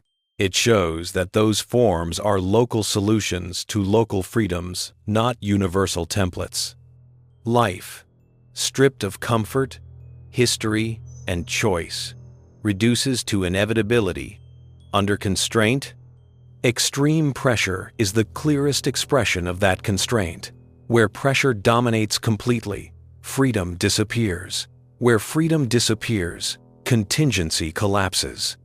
Where contingency collapses, organization is no longer a rare achievement. It is the only remaining outcome compatible with law. The creature is that outcome. It does not accumulate history. It does not progress. It does not diversify. It does not signal. It does not persist beyond its condition.